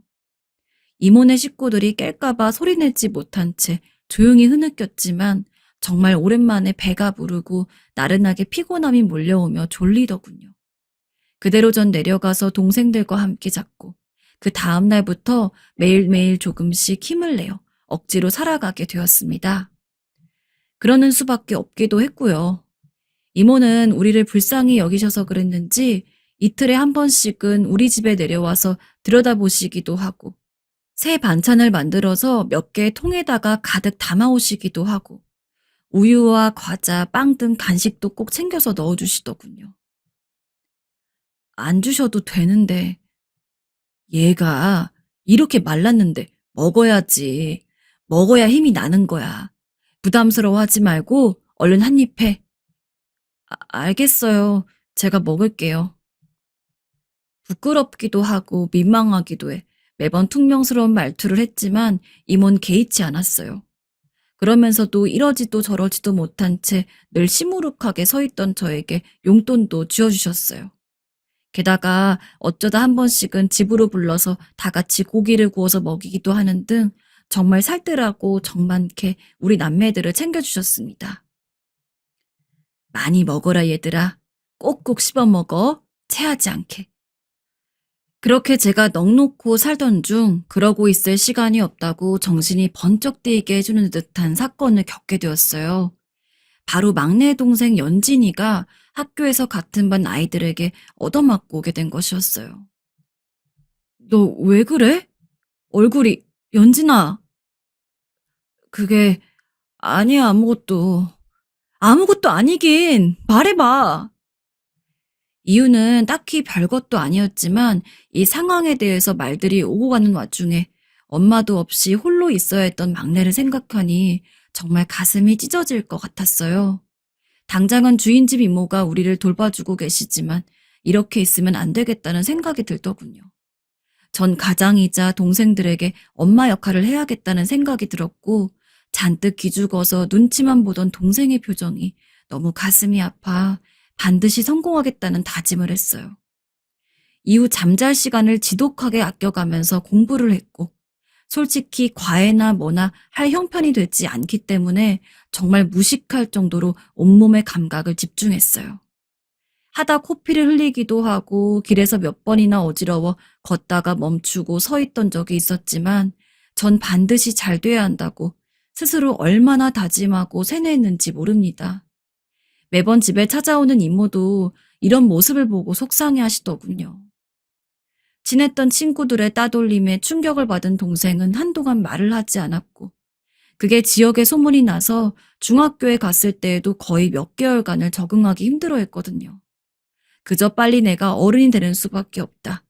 잘 되는 수밖에 없단 생각에 공부를 드립하기 시작했고, 그렇게 해서 조금씩 한 계단 한 계단 올라가면서 저는 제가 원했던 대학에 비로소 기필코 합격하게 되었습니다. 그토록 갈망하던 결과를 이루고도 아직 갈 길이 멀어 보여서 여전히 울음이 났지만, 그런 순간조차 이모는 어떻게든 도움을 주려고 하시더라고요. 정말 이모라도 우리 곁에 없었다면 저와 동생들은 어떻게 되었을지 아직도 아찔할 정도예요. 이때 상황이 힘들긴 했지만 그나마 쏟아져 내리는 비를 막아주는 우산처럼 이모가 우리 사정을 봐주고 있었기에 견딜 수 있는 시련만 겪었던 것이 아닌가 싶습니다. 이거 너희 엄마 먼저 갔던 날부터 내가 조금씩 모아둔 거야. 나도 형편이 좋은 건 아니지만 세진이 너 하나만이라도 대학 등록금 정도는 내주려고 말이야. 나중에 꼭 성공해서 갚아라. 알겠지? 우리 세진이는 야무지고 똑똑하니까 뭐든 할 수 있을 거야. 이모는 믿는단다. 정말 이모에게는 이만저만 폐를 끼친 게 아니었어요. 전 막내 동생 문제라도 악착같이 매달려서 유명한 대학 의예과에 들어가게 되었고, 그 등록금마저 이모가 부담해 주셨습니다. 게다가 학교 정착할 때까지는 걱정 말고 동생들을 여기 두라고 하셨는데, 학교 때문에 서울로 홀로 올라와 보니 공부에 제대로 집중할 수가 없더라고요. 매번 붙어서 지내던 동생들이 이제 큰 누나이자 언니인 제가 없으면 얼마나 적적할까. 내가 얘네들에게는 엄마인데 제가 더 불안하더라고요. 이모가 여전히 동생들을 봐주고 계신 것도 감사했지만 아무래도 제 곁으로 데려와야겠더군요. 결코 풍족하지 않은 아주 작고 갑갑한 단칸방에 이모가 챙겨주시던 그 푸짐한 음식들만큼 얘네들을 잘 해먹일 자신은 없었지만요. 하지만 동생들도 제가 없던 얼마간의 시간이 나름 제 생각이 났었는지 제 호출에 즉각 수락을 했고, 결국 함께 그 좁은 방에서 살면서 점점 과외 아르바이트에 열을 올리게 되었어요. 이모는 걱정이 되셨는지 몇 번씩 전화를 하셨고, 이후에 한 번 올라오셔서 저희 사는 것을 보고 다시 내려가셨어요. 제가 받았던 과외비를 따로 모아두었다가 미약하게나마 이모한테 선물도 해드리고 살아가고 있었는데요. 그렇게 시간이 흘러 이제 동생들도 사춘기를 거쳐 대학 입시도 걸려있고, 저도 의사가 되기 위해 공부에 다시 몰입하다 보니 모든 상황이 빠르게 흘러가게 되었어요. 이모는 그 순간에도 세진아, 뭐 필요한 건 없니? 필요한 거 있으면 언제든 말해라 하며 저를 챙겨주셨어요. 그러다 보니 우리 삶을 사는 것이 바빠서 그렇게 살뜰하게 잘 챙겨주셨던 이모와의 연락도 조금씩 줄어들게 되었고, 이모 역시 당시 우리 남매들 또래였던 본인 자식들 학교 문제로 바빠지셔서 서로 소원해지게 되었어요. 가끔씩 떠올리면서 생각이 날 때도 있었지만 금방 날아드는 세금 고지서들이며 제가 처리해야 할 제 앞에 놓인 많은 일들이며 집안 살림이나 동생들을 챙기다 보니 도통 따로 신경 쓸 시간이 없더라고요. 그리고 의사의 길로 본격적으로 이어지던 그 통로의 시간은 그렇게 챙겨왔던 동생들에게도 신경을 쓸 수 없을 정도로 무척 가파르고 힘들었어요. 바쁘게 앞으로 다름질만 하다 보니 그렇게 뛰어오는 동안 열매를 수없이 따내면서 이룬 것들도 무척 많았지만요. 그리고 많은 시간이 지나갔습니다. 어렸던 동생들도 모두 자리를 잡아서 결혼도 했고, 저도 나름대로 성공한 의사가 되어 살고 있었습니다. 그리고 어느 날 이상하게 타이밍이 맞아서 예전에 살던 동네를 지나가게 되었어요. 그때에 비해서 이미 오랜 시간이 훅 지나가서 그런지 우리가 엄마와 살며 엄마를 보내고 이모가 그렇게 우리를 챙겨주었던 그 집은 이미 온데간데 없고 다른 낯선 새 건물이 세워져 있었어요. 정말 제 자신이 싫더군요. 힘들 때 옆에 있어준 사람을 외면한 채 성공만을 위해 경주마처럼 달려온 제 인생이 너무 초라하게 보였습니다. 이모를 만나면 내가 벌써 이 정도의 나이가 되었고 사회적으로 이런 직함도 갖고 있다고 이모에게 말해주고 싶었어요. 내가 이렇게 되었다는 걸 알면 이모는 뭐라고 할까? 잘했다고 예전처럼 어깨를 꽉 끌어안고 등을 토닥여 줄까? 하며 말이에요. 당연히 엄마 생각도 났었지만 이런 부분에서 차지하는 비율은 이모가 훨씬 더 컸던 것 같아요. 그러던 어느 날 한 1년 전쯤 저는 말로는 잘 설명이 안 되는 일을 겪고 말았는데요. 평소처럼 정신없이 환자를 보고 있던 중 이후 차례의 환자를 마주하고 잠깐 숨이 멎을 것 같았어요.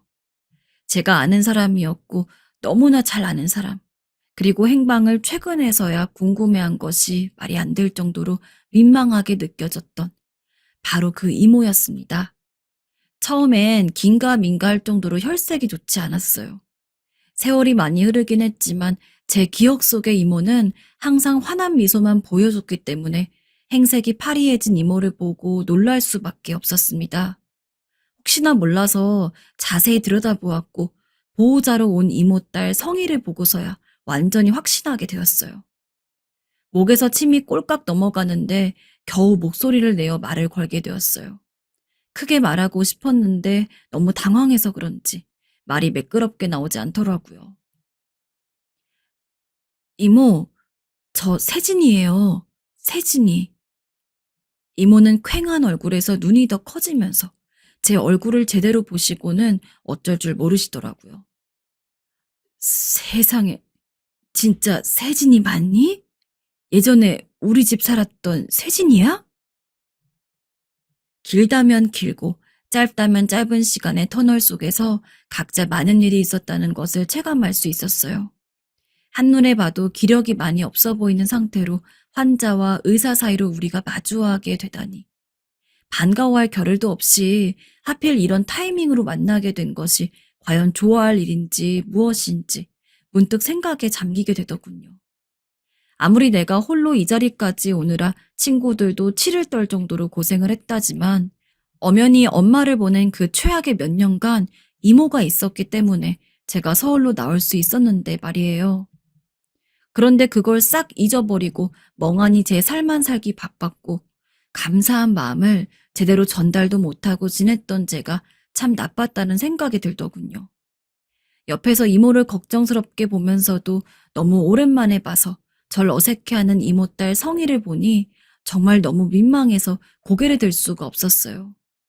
내 동생 또래였던 성희는 착한 이모의 성품을 닮아서 매번 아무런 편견 없이 우리 집에 내려와서 같이 놀아주고 적응하기 힘들어하는 막내를 데리고 책도 읽어주고 학교도 같이 가주곤 했는데 말이에요. 이런 감정에 젖어서 잠깐 근황을 서로 주고받았는데 물으면 물을수록 고개를 들 수가 없었어요. 그러던 차에 더 찬물을 끼얹 듯 정신이 확 들었던 것은 어색한 근황 얘기 중 살펴본 이모의 몸 상태가 일반적이지 않았기 때문이에요. 정상이 아닌 정도가 아니라 대장암 3기에서 언제건 4기로 넘어가도 이상하지 않은 상태에 임박해 있었어요.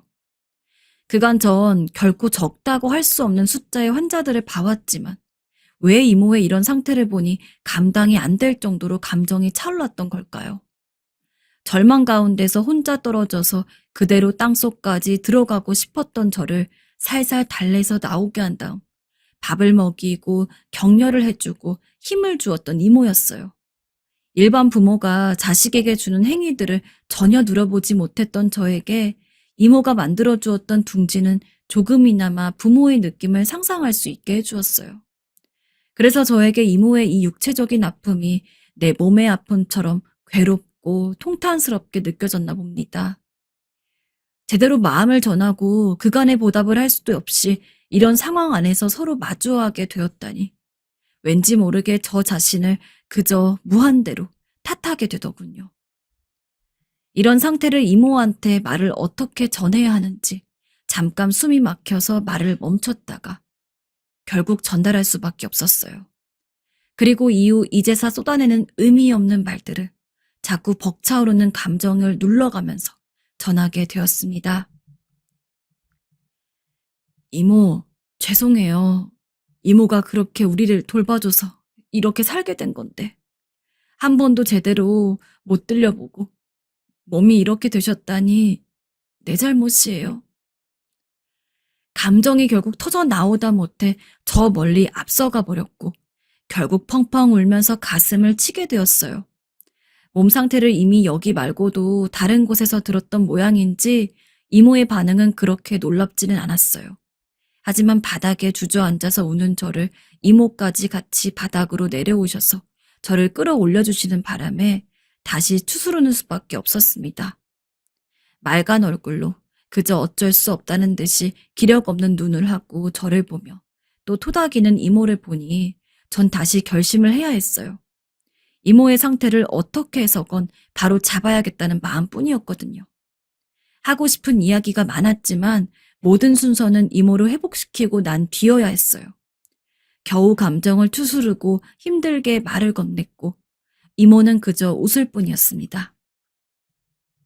이모, 우리 조금만 더 힘내봐요.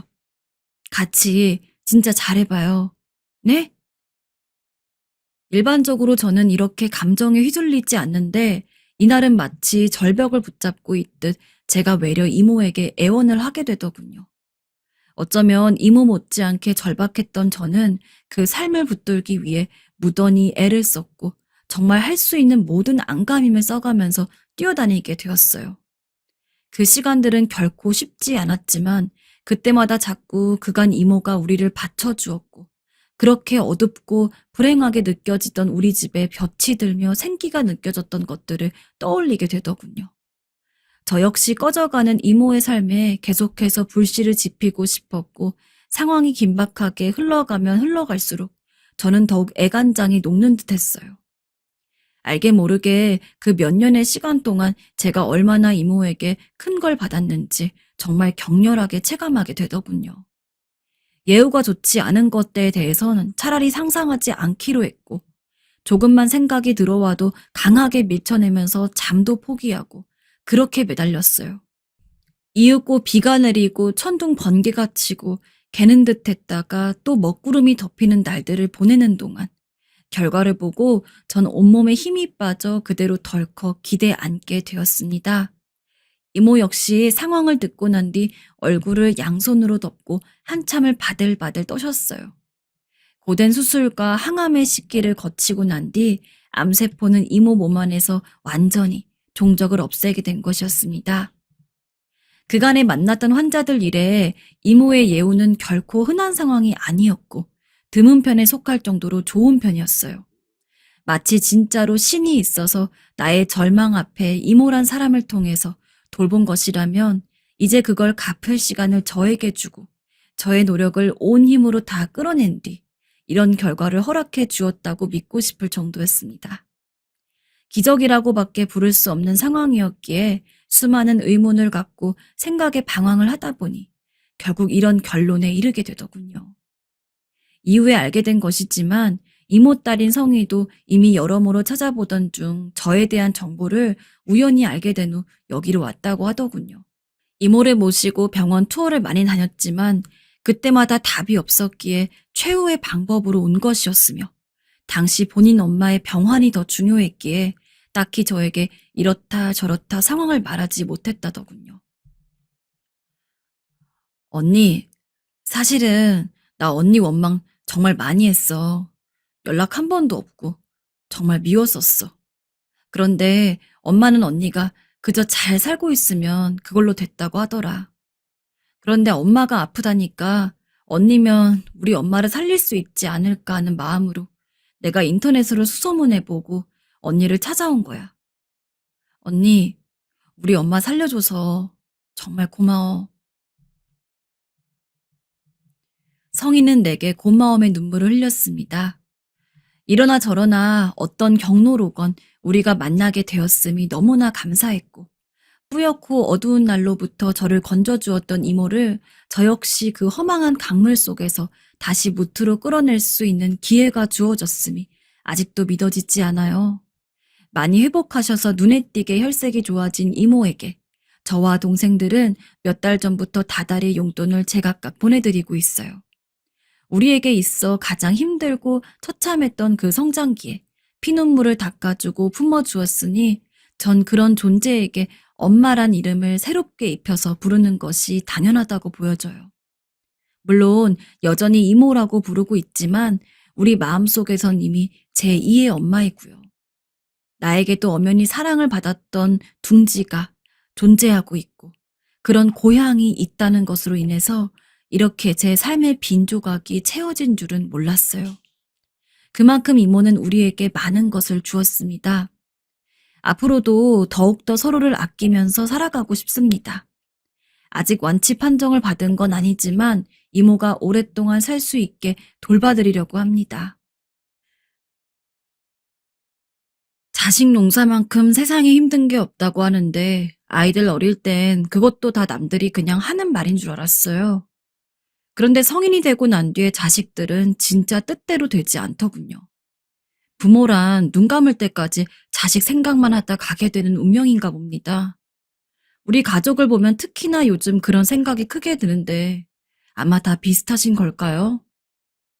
저희 집은 딸만 셋이고 남편과 저에게 있어서 이 애들을 얼마나 소중히 여기고 예삐 키웠는지 몰라요. 처음에 아기가 잘 생기지 않아서 저와 남편은 무척 마음고생을 했고 그렇게 해서 와준 큰딸은 정말 너무나 천사 같고 귀하더군요. 저를 꼭 닮았기도 했고 어렵게 얻은 아이라 그런지 애틋함이 컸어요. 그 뒤에 얼마 되지 않아 둘째가 태어났는데 힘들게 낳은 큰아이 뒤로 생각보다 금방 찾아와 주었기에 그 또한 얼마나 고마웠는지 몰라요. 얼마 안 있어서 셋째 딸까지 낳고 우리 부부는 정말 너무나 행복했어요. 그렇게 해서 우리 부부는 아이들을 잘 키워왔고 모든 게 좋았다고 생각했는데 큰딸과 막내딸 사이에 껴있는 둘째의 생각은 좀 달랐던 것 같아요. 제 언니나 동생을 어찌나 질투하던지 툭 하면 언니 것을 빼앗거나 막내에게 심술을 부리는 모습이 많이 보였어요. 공부도 아주 잘하는 편이었고 얼굴도 예쁘고 키도 크고 어딜 가나 눈에 띄는 둘째는 이미 많은 부분에서 인정을 받고 있었는데요. 그럼에도 불구하고 집으로만 들어오면 여지없이 짜증을 낼 때가 많았고 심술도 곧잘 부리곤 했어요. 저야 제 딸이니까 이런 걸 감안하고 설득하고 있지만 남들 눈에는 그렇지 않을 것 같아서 몇 번 야단도 많이 쳤어요. 아이 셋을 키우면서 고루고루 있을 수 있는 고생의 분량을 둘째에게 다 몰아서 썼다고 해도 과언이 아닌데요. 진지하게 얘로 인해서 너무 힘들다고 느꼈던 시기가 있었고 그런 생각을 하는 자체로 죄책감을 느꼈던 적이 있었어요. 바로 사춘기 무렵 집을 나가버려서 종적을 감췄을 때 일인데요. 당시 아이를 찾느라 온 넋이 나가 있었던 저는 겨우 동네 파출소에서 연락을 받게 되었고 힘들게 둘째 딸을 데려오려는데 글쎄 저를 보자마자 손을 뿌리치는 게 아니겠어요? 그러면서 하는 말이 정말 보자 하니 안 되겠다 싶더군요. 이게 뭐야? 나 데려오면서 그냥 왔어? 차라도 끌고 왔어야지. 다리 아파. 뭐야? 너 지금 네가 뭘 잘했다고 이러는 거야? 너 때문에 내가 며칠 밤 못 잤는지 알아?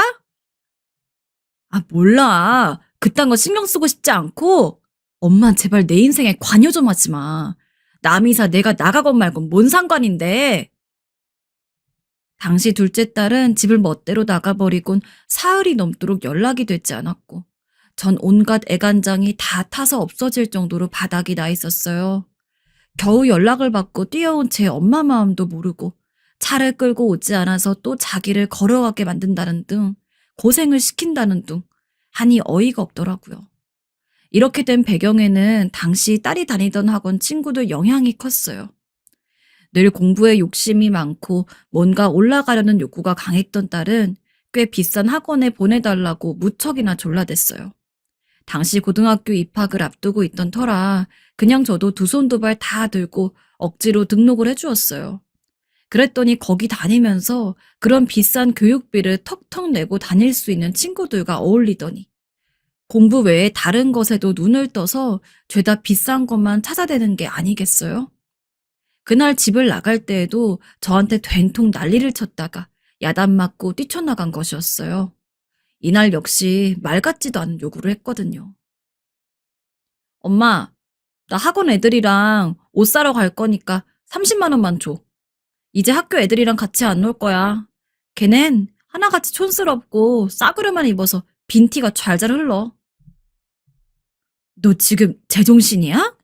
엄마 아빠가 어떤 형편으로 네 그 학원 보내주는 줄 알면서 중학생이 무슨 옷을 사는데 30만 원씩이나 필요해? 말하면 그냥 다 나오는 줄 알아? 엄마, 그렇게 말할 줄 알았어. 진짜 지겨워. 자식을 낳아놨으면 그 정도는 해줘야지. 쟤네들은 다 누리는데 왜 나만 이렇게 불쌍하고 거지같이 살아야 해? 입에서 나오는 말마다 험악하기 그지없고 해준 것에 대한 고마움은 없고 재탄만 해대니 저도 화를 가눌 길이 없었어요. 일단은 아무래도 같은 여자인 저보단 평소 자기를 많이 예뻐하면서도 야단칠 땐 칼 같은 아빠에게 한창 혼나더니 이후로는 좀 잠잠해지더군요.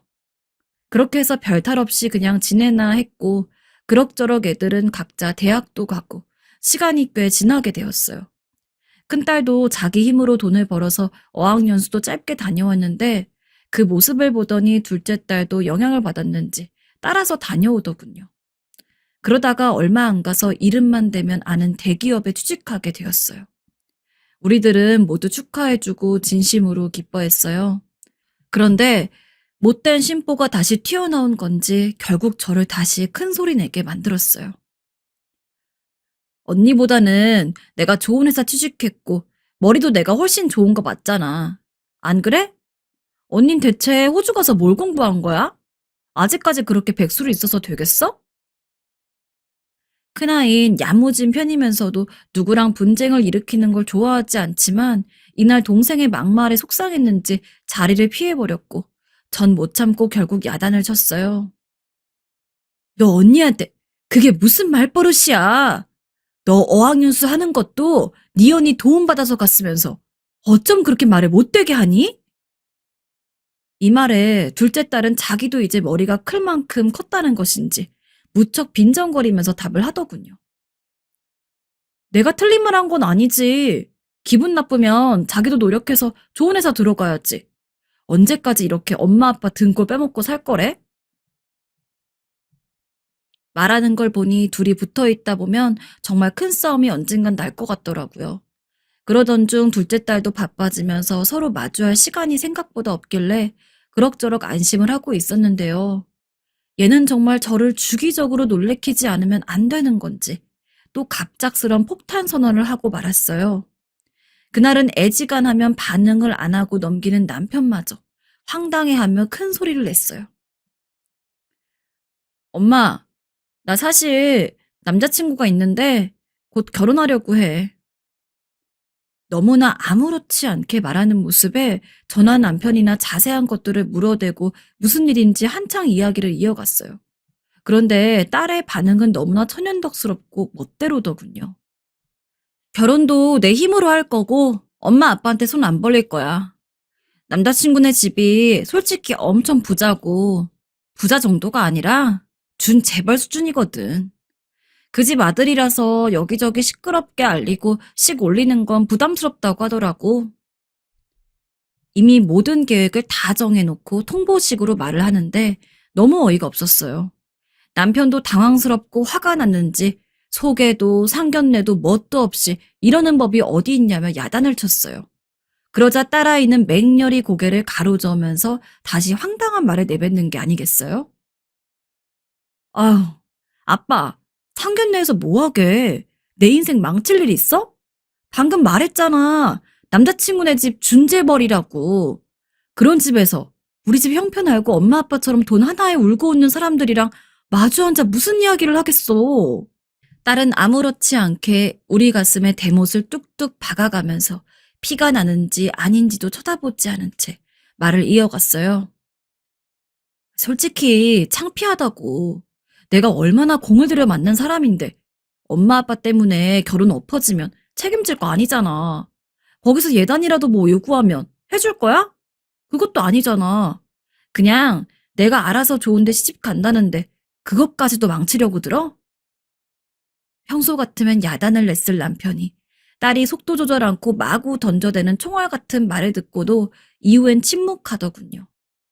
버릇없이 저렇게 중요한 일을 처리해버리는 딸도 기가 막혔지만 듣는 내내 전화 남편이나 이렇다 싶게 반박할 말을 찾기도 어려웠어요. 그런데 생각해보면 우리가 그렇게 딸을 경제적으로 고생시켰는지도 잘 모르겠습니다. 아이 하나도 아닌 셋을 낳아서 키웠지만 적어도 30평대의 집에서 5 식구가 살았고 예민한 둘째가 매번 난리를 치는 바람에 아이셋 한 번 옷을 물려가며 입힌 적도 없었어요. 아이들이 중학교 갈 무렵부터 저도 다시 일했고 그래가면서 교육비며 생필품이며 부족하지 않게 되려고 얼마나 애를 썼는지 몰라요. 그런 모습을 알아주었던 큰딸은 제 힘으로 벌어서 어학연수도 다녀오고 막내딸 역시 이제는 엄마 아빠를 편하게 해주고 싶다면서 장학금 받겠다고 열심히였고요. 그런데 어쩌면 그 중에서도 매번 짜증을 내는 통에 받은 게 더 많다면 많은 둘째 딸이 그렇게 집이 가난하다는 양, 거지 같다는 양 온갖 분노를 퍼부어대니 이해가 안 갔어요. 도대체 어디서부터 잘못된 건지, 우리가 이 아이에게 뭘 그렇게 잘못했나 싶더군요. 둘째 딸은 그렇게 우리에게 선전포고를 해버리곤 이런저런 말도 없이 결혼식을 올려버렸고 우리 가족은 그저 멍청이 앉아서 소식만 듣게 되었어요. 그러더니 더 기막힌 말을 하더군요. 정말 옆에 있었으면 뺨을 한 대 때렸을지도 모르겠어요. 엄마도 아마 예상은 했겠지만 나 결혼하고 한동안은 연락 못할 것 같아. 억지로 형편 숨기려고 친정가족들 미국에 산다고 말해놨단 말이야. 내가 엄마 아빠한테 돈을 달라는 것도 아니고 돈 없는 친정 창피해서 연락 먼저 하지 말아달라는 건데 그 정도는 할 수 있지? 하도 어이가 없어서 결혼식을 그 모양으로 치르는 것도 그냥 보고 있었더니 하다 정말 자기 부모를 바보로 보는 것 같아서 참을 수가 없었어요. 심지어 뭐라고 한마디 하려고 하는데 저렇게 제 할 말만 하고 끊어버리는 게 아니겠어요? 다시 전화해서 따지고 싶어도 그렇게 연락하지 말라고 신신당부하던 게 생각나서 이러지도 저러지도 못했고요. 이 이야기를 들은 남편은 이제는 비어있는 둘째 딸 방에 들어가더니 한참을 조용히 있더군요. 저 역시 온갖 애증이 있지만 그러면서도 속상하고 내 자식이니 어디 가서 욕할 수도 없고 답답한데 그렇게 둘째를 예뻐했던 남편은 더더욱 이 상황이 견딜 수가 없었을 거예요. 그리고 남편이 조용히 울먹이며 말하더군요. 우리에게 자식은 첫째와 막내뿐이라고 생각합시다. 이게 다 우리가 잘못 키운 탓인데 누굴 탓하겠소. 남편의 눈가에 눈물이 고였는데 전 정말 처음으로 남편의 눈물을 본 거였어요. 솔직히 저는 이런 시기가 길어질 거라고 상상도 못했어요. 그런데 둘째는 그렇게 1년이 지나고 2년이 지나고 점점 세월이 흘려도 실제로 연락이 없었어요. 그럴수록 저와 남편은 속이 타고 미어지고 가끔씩 친척들이 둘째 안부를 물어보는데 답할 말이 없어서 늘 궁색한 변명만 하다 보니 그때마다 얼마나 씁쓸했는지 모릅니다. 가끔 남편이 울화가 치밀어서 둘째 딸의 험담을 하기도 했지만 다 부질없는 짓이었기에 그대로 받아들이는 수밖에 없었어요. 그러던 사이 우리 집 딸아이들은 저마다 결혼을 하게 되었어요. 갑자기 막내가 어린 나이에 만나는 사람이 있다며 말을 꺼내더니 집에 데려왔고 제 언니 때문에 우리가 속상한 걸 알아서인지 일반적인 절차를 거쳐서 결혼을 했답니다.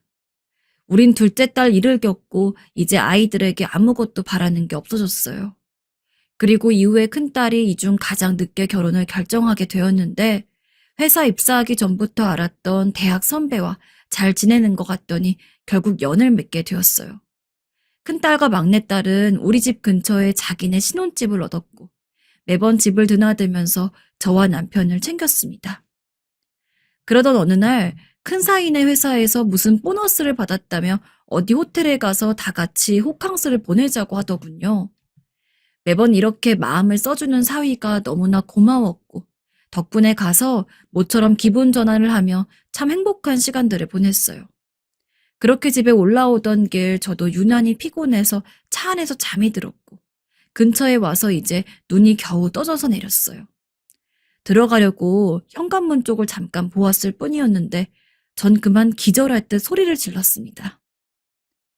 누구야? 우리 집 현관문 앞에 누가 몸을 감싸고 앉아있는 게 아니겠어요? 그날은 밤이 다 되어서 도착했고 센서등도 고장난 상태여서 잘 안 보였는데 분명히 사람 기척 같은 게 보였어요. 근데 갑자기 엥 하면서 애기 우는 소리와 함께 그 형체가 훅 하고 일어나더니 툭 말을 내뱉더군요. 엄마, 정말 온몸에 번개를 맞은 듯, 아니 뙤약볕에 혼자 서 있는 마냥 온몸에서 식은땀이 나더군요. 그렇게 종적을 감춰버리고 속을 썩였던 둘째 딸이 웬 꼬마와 함께 와서 집 문 앞에 서 있던 것이었어요. 같이 뒤이어서 짐을 갖고 내려주던 큰딸내 부부와 막내딸 부부도 이 분위기를 알아차렸는지 얼음 같은 침묵이 잠깐 흘렀어요. 그러나 딸이 데려온 손주가 계속 우는 바람에 이것도 오래가지 못하고 일단은 집으로 들어가게 되었습니다. 큰딸과 막내딸은 둘째 행색을 보더니 굳은 얼굴로 아무 말도 하지 않았어요. 그렇게 제 엄마 아빠가 불쌍하다며 자식으로 치지도 말고 잊어버리라고 우릴 그렇게 달래주었으니 저렇게 싸한 반응이 나올 만도 했어요. 그래도 어쩌겠습니까? 부모 마음으로는 그렇게 자식을 쉽게 내칠 수가 없었고 저렇게 얼굴색도 나빠지고 초라한 행색으로 애까지 낳아서 안고 온 걸 보니 할 말이 없었어요.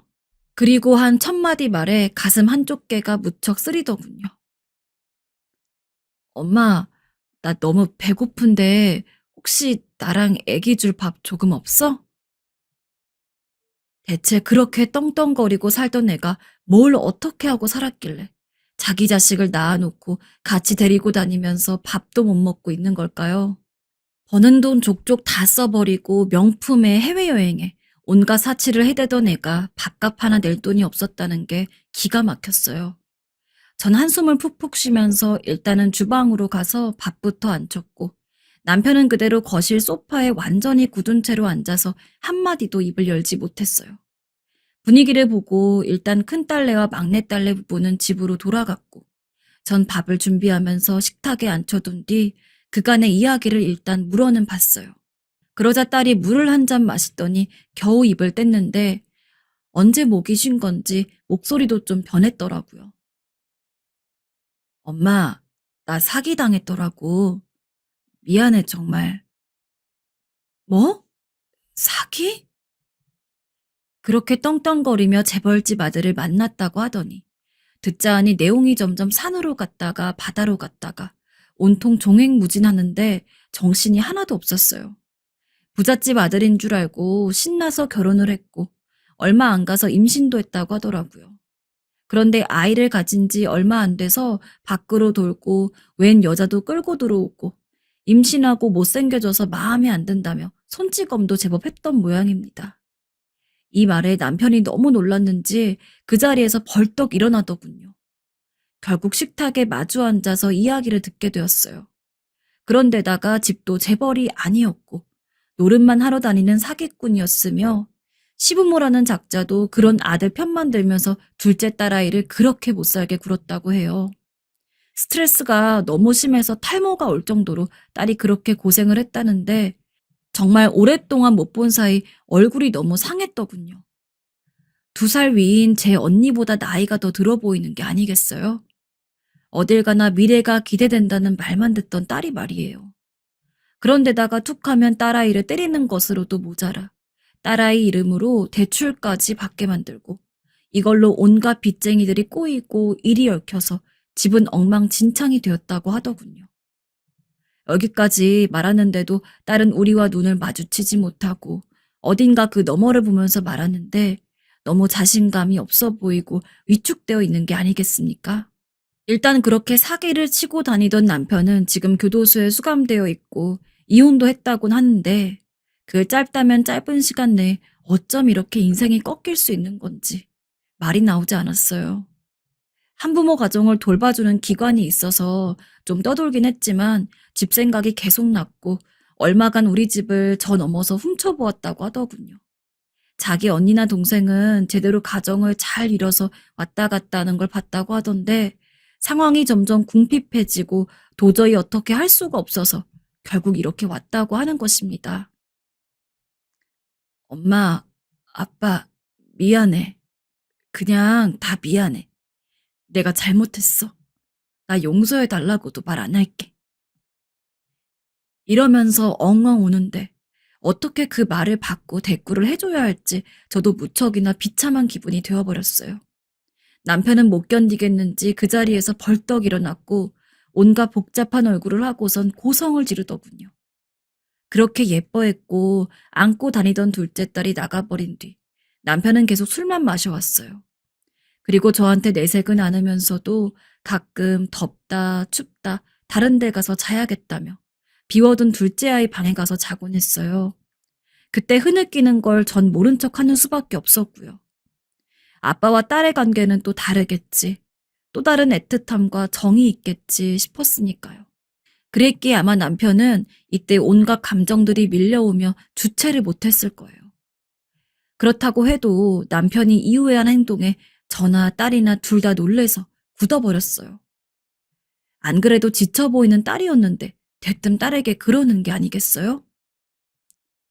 여기가 네 맘대로 들어오고 나가는 곳이냐? 나갈 땐 언제고 지 애미 가슴을 그렇게 찢어놓고 살 거면 제대로나 살았어야지. 꼴이 그게 뭐야? 처음엔 황당했고 이 사람이 왜 이렇게까지 하나 싶었지만 그렇게 쏟아대는 말이 끝으로 갈수록 엉키면서 울음으로 바뀌는 걸 보니 할 말이 없었어요. 그렇게 남편은 옷을 걸쳐 입고 나가버렸고 이후에 저에게 머리 좀 식히고 오겠다며 문자가 왔어요. 딸은 그렇게 쥐죽은 듯 우리 집에서 지냈고 큰딸과 막내딸은 저에게 대강 설명을 듣고선 말을 잇지 못하더군요. 제 아무리 미운 동생과 언니였다지만 그리 살았다고 하니 나름 핏줄이어서 그런지 마음이 편치 않았나 봅니다. 그리고 알지 못한 사이 생뚱맞게 할머니가 되어버린 저는 너무 오랜만에 접해보는 육아라서 그런지 이것저것 챙기고 신경을 쓰게 되더군요. 둘째도 나름 고생을 하며 느낀 게 많았는지 여기서 나갈 때까지만 봐달라며 최대한 제 손이 안 가게 하려고 했고요. 그러던 차에 남편이 저녁 무렵 갑자기 들어왔어요. 일순간 저나 딸이나 긴장을 하게 되었고 굳어있는 남편의 얼굴을 보니 멈칫하게 되더라고요. 주방에서 음식을 준비하고 있던 우리에게 저벅저벅 걸어오더니 갑자기 딸에게 이렇게 말하는 게 아니겠어요? 이 사람이 대체 왜 이러나 싶어 빤히 쳐다보았어요. 혜진이 너 노래 불러봐라. 그거 과수원길. 혹여나 또 야단 맞거나 타박을 받게 될까봐 긴장하고 있던 딸도 당황해서 대묻더군요. 하지만 남편은 막무가내로 계속 부르라는 게 아니겠어요? 이쯤 되린 저도 뒷짐을 지고 왜 저러는지 지켜보게 되더군요. 얼른 불러봐. 과수원길. 그 있잖아. 동구박하고 시작하잖아. 이 사람이 술이라도 먹고 들어와서 이러는 건가 싶던 차에 둘째 딸이 마치 실타래처럼 아주 얇은 목소리로 쥐줄꾼 듯 입 밖에 내기 시작하더군요. 목소리도 떨리고 눈치를 보면서 한참 제 아빠를 쳐다보는데 끊어질 듯 이어질 듯 떠듬떠듬거리는 그 광경을 어찌 보고 있어야 하는지 몸둘 바를 모르겠더라고요. 남편은 그대로 멍하니 딸에게 뜬금없는 노래를 시켜놓고 그대로 듣고 있었어요. 멈춰야 되는지 해야 되는지 눈치를 보고 있었지만 하도 자기를 주시하고 계속 듣고 있는 아빠를 보니 부를 수밖에 없었나 봅니다. 그러다가 멈추려고 하니 남편은 계속 부르라며 고갯짓을 하고 딸은 어쩔 수 없다는 듯 결국 끝까지 부르게 되었어요.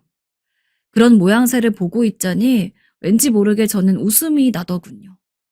이게 참 뭐하는 모습인 건지 아주 기묘한 풍경이다 싶었어요. 그런 상황에서 노래 부를 마음도 할 타이밍도 아니었지만 어찌되었건 어릴 적 매번 부르던 노래라 가사를 다 기억하고 부르긴 하더라고요. 그렇게 끝을 맺고 나니 몇 초간 어색한 침묵이 흘렀고 그러고 남편이 입을 떼었는데요. 그 말에 그만 저도 얼굴이 일그러지고 말았습니다. 혜진아, 너 6살 때 이 노래 아빠랑 맨날 불렀지? 네가 이때 얼마나 예뻤는지 아냐? 그냥 노래 부르면서 우리가 박수만 쳐주면 그렇게 행복해하고 웃고 아빠랑 엄마가 네 그런 모습 보면서 키웠어. 이제 그만 고생하고 그때 모습처럼 착하고 순수했던 모습으로 살면 안 되냐? 그게 그렇게 어려운 거야? 아빠, 미안해. 딸은 그만 우악 소리를 내면서 얼굴을 가렸고 바닥에 주저앉아서 통곡을 했습니다. 남편이 어설프게 한두 걸음 다가서더니 잔뜩 말라 뼈밖에 없는 딸의 가녀린 어깨를 안고 고개를 들지 못하더군요. 그렇게 둘이 한참을 안고서 울고 있는데 저도 어찌나 눈물이 나던지 감정을 주체하기가 힘들었어요. 나중에 이야기를 들어보니 잠깐 집을 비우고 어머니 댁에 가 있었던 남편은 둘째 딸아이가 그 모양으로 들어와서 온통 만신창이가 된 모습만 생각했다고 합니다. 그러면서 어릴 적 자기 손을 잡으면서 불렀던 그 노래가 불현듯 생각났고 이미 저렇게 다 커버린 딸이지만 그 노래를 꼭 듣고 싶다는 생각을 했더랍니다. 그 모습이 미친 듯이 그리워서 말이에요. 그렇게 애지중지 키웠던 자식이니 우리를 버리고 갔어도 우린 자식을 끊을 수 없었고 다시 돌아와도 저렇게 아직도 6살의 마냥 품에 안게 되는 게 부모인가 봅니다. 그렇게 엉겹결에 부른 딸의 노래를 듣고 나니 이제 다른 건 다 필요 없고 여전한 부모 자식 관계로 딸아이 얼굴을 보면서 살 수 있으면 좋겠다는 감정만 밀려왔다고 하는데요. 저 역시 남편과 크게 다른 생각이 아니었기에 우린 그대로 둘째를 품게 되었어요. 그리고 그 나쁜 놈이 딸의 명의로 받은 대출을 모두 갚아주었습니다. 사정을 알게 된 큰딸과 막내딸도 결국은 둘째를 받아들이게 되었고 큰딸은 자기가 하고 있는 부업들이라도 둘째에게 가르쳐 주겠다며 최근에 뭔가 같이 작업을 하고 있더라고요. 남편은 여전히 어색해하고 그 이후로 딸에게 딱히 말을 많이 걸지도 않아요. 하지만 딸이 낳아온 손주 손을 잡고 산책도 나가고 목욕도 시키고 하면서 같이 핸드폰으로 사진도 찍고 하는 걸 보니 여간 귀여운 게 아닌가 봐요. 딸이 비록 온갖 풍파를 겪고 이렇게 들어왔지만 부모의 마음이라는 건 참 넓고도 복잡하다는 것을 제가 부모로 살면서 새삼 체감하는 것 같아요. 딸도 열심히 자립을 준비하고 있고 우리 모두 아무것도 묻지 않은 채 그렇게 하루하루 살아가고 있습니다. 우리 가족이 이대로만 가준다면 어린 날 젊었던 우리와 어린 아이들이 누리던 풍경처럼 나이가 들어도 크게 변함없는 그 그림을 누릴 수 있으리라 믿어보려고요. 생각보다 가정에서 우리가 주고받는 영양분이 무척 많았음을 이번에 새삼 아주 크게 느끼게 되었습니다. 지금까지 저의 이야기 들어주신 분들 모두 감사드리고 여러분들의 가정에 평화가 깃들기를 간절히 바라고 있겠습니다.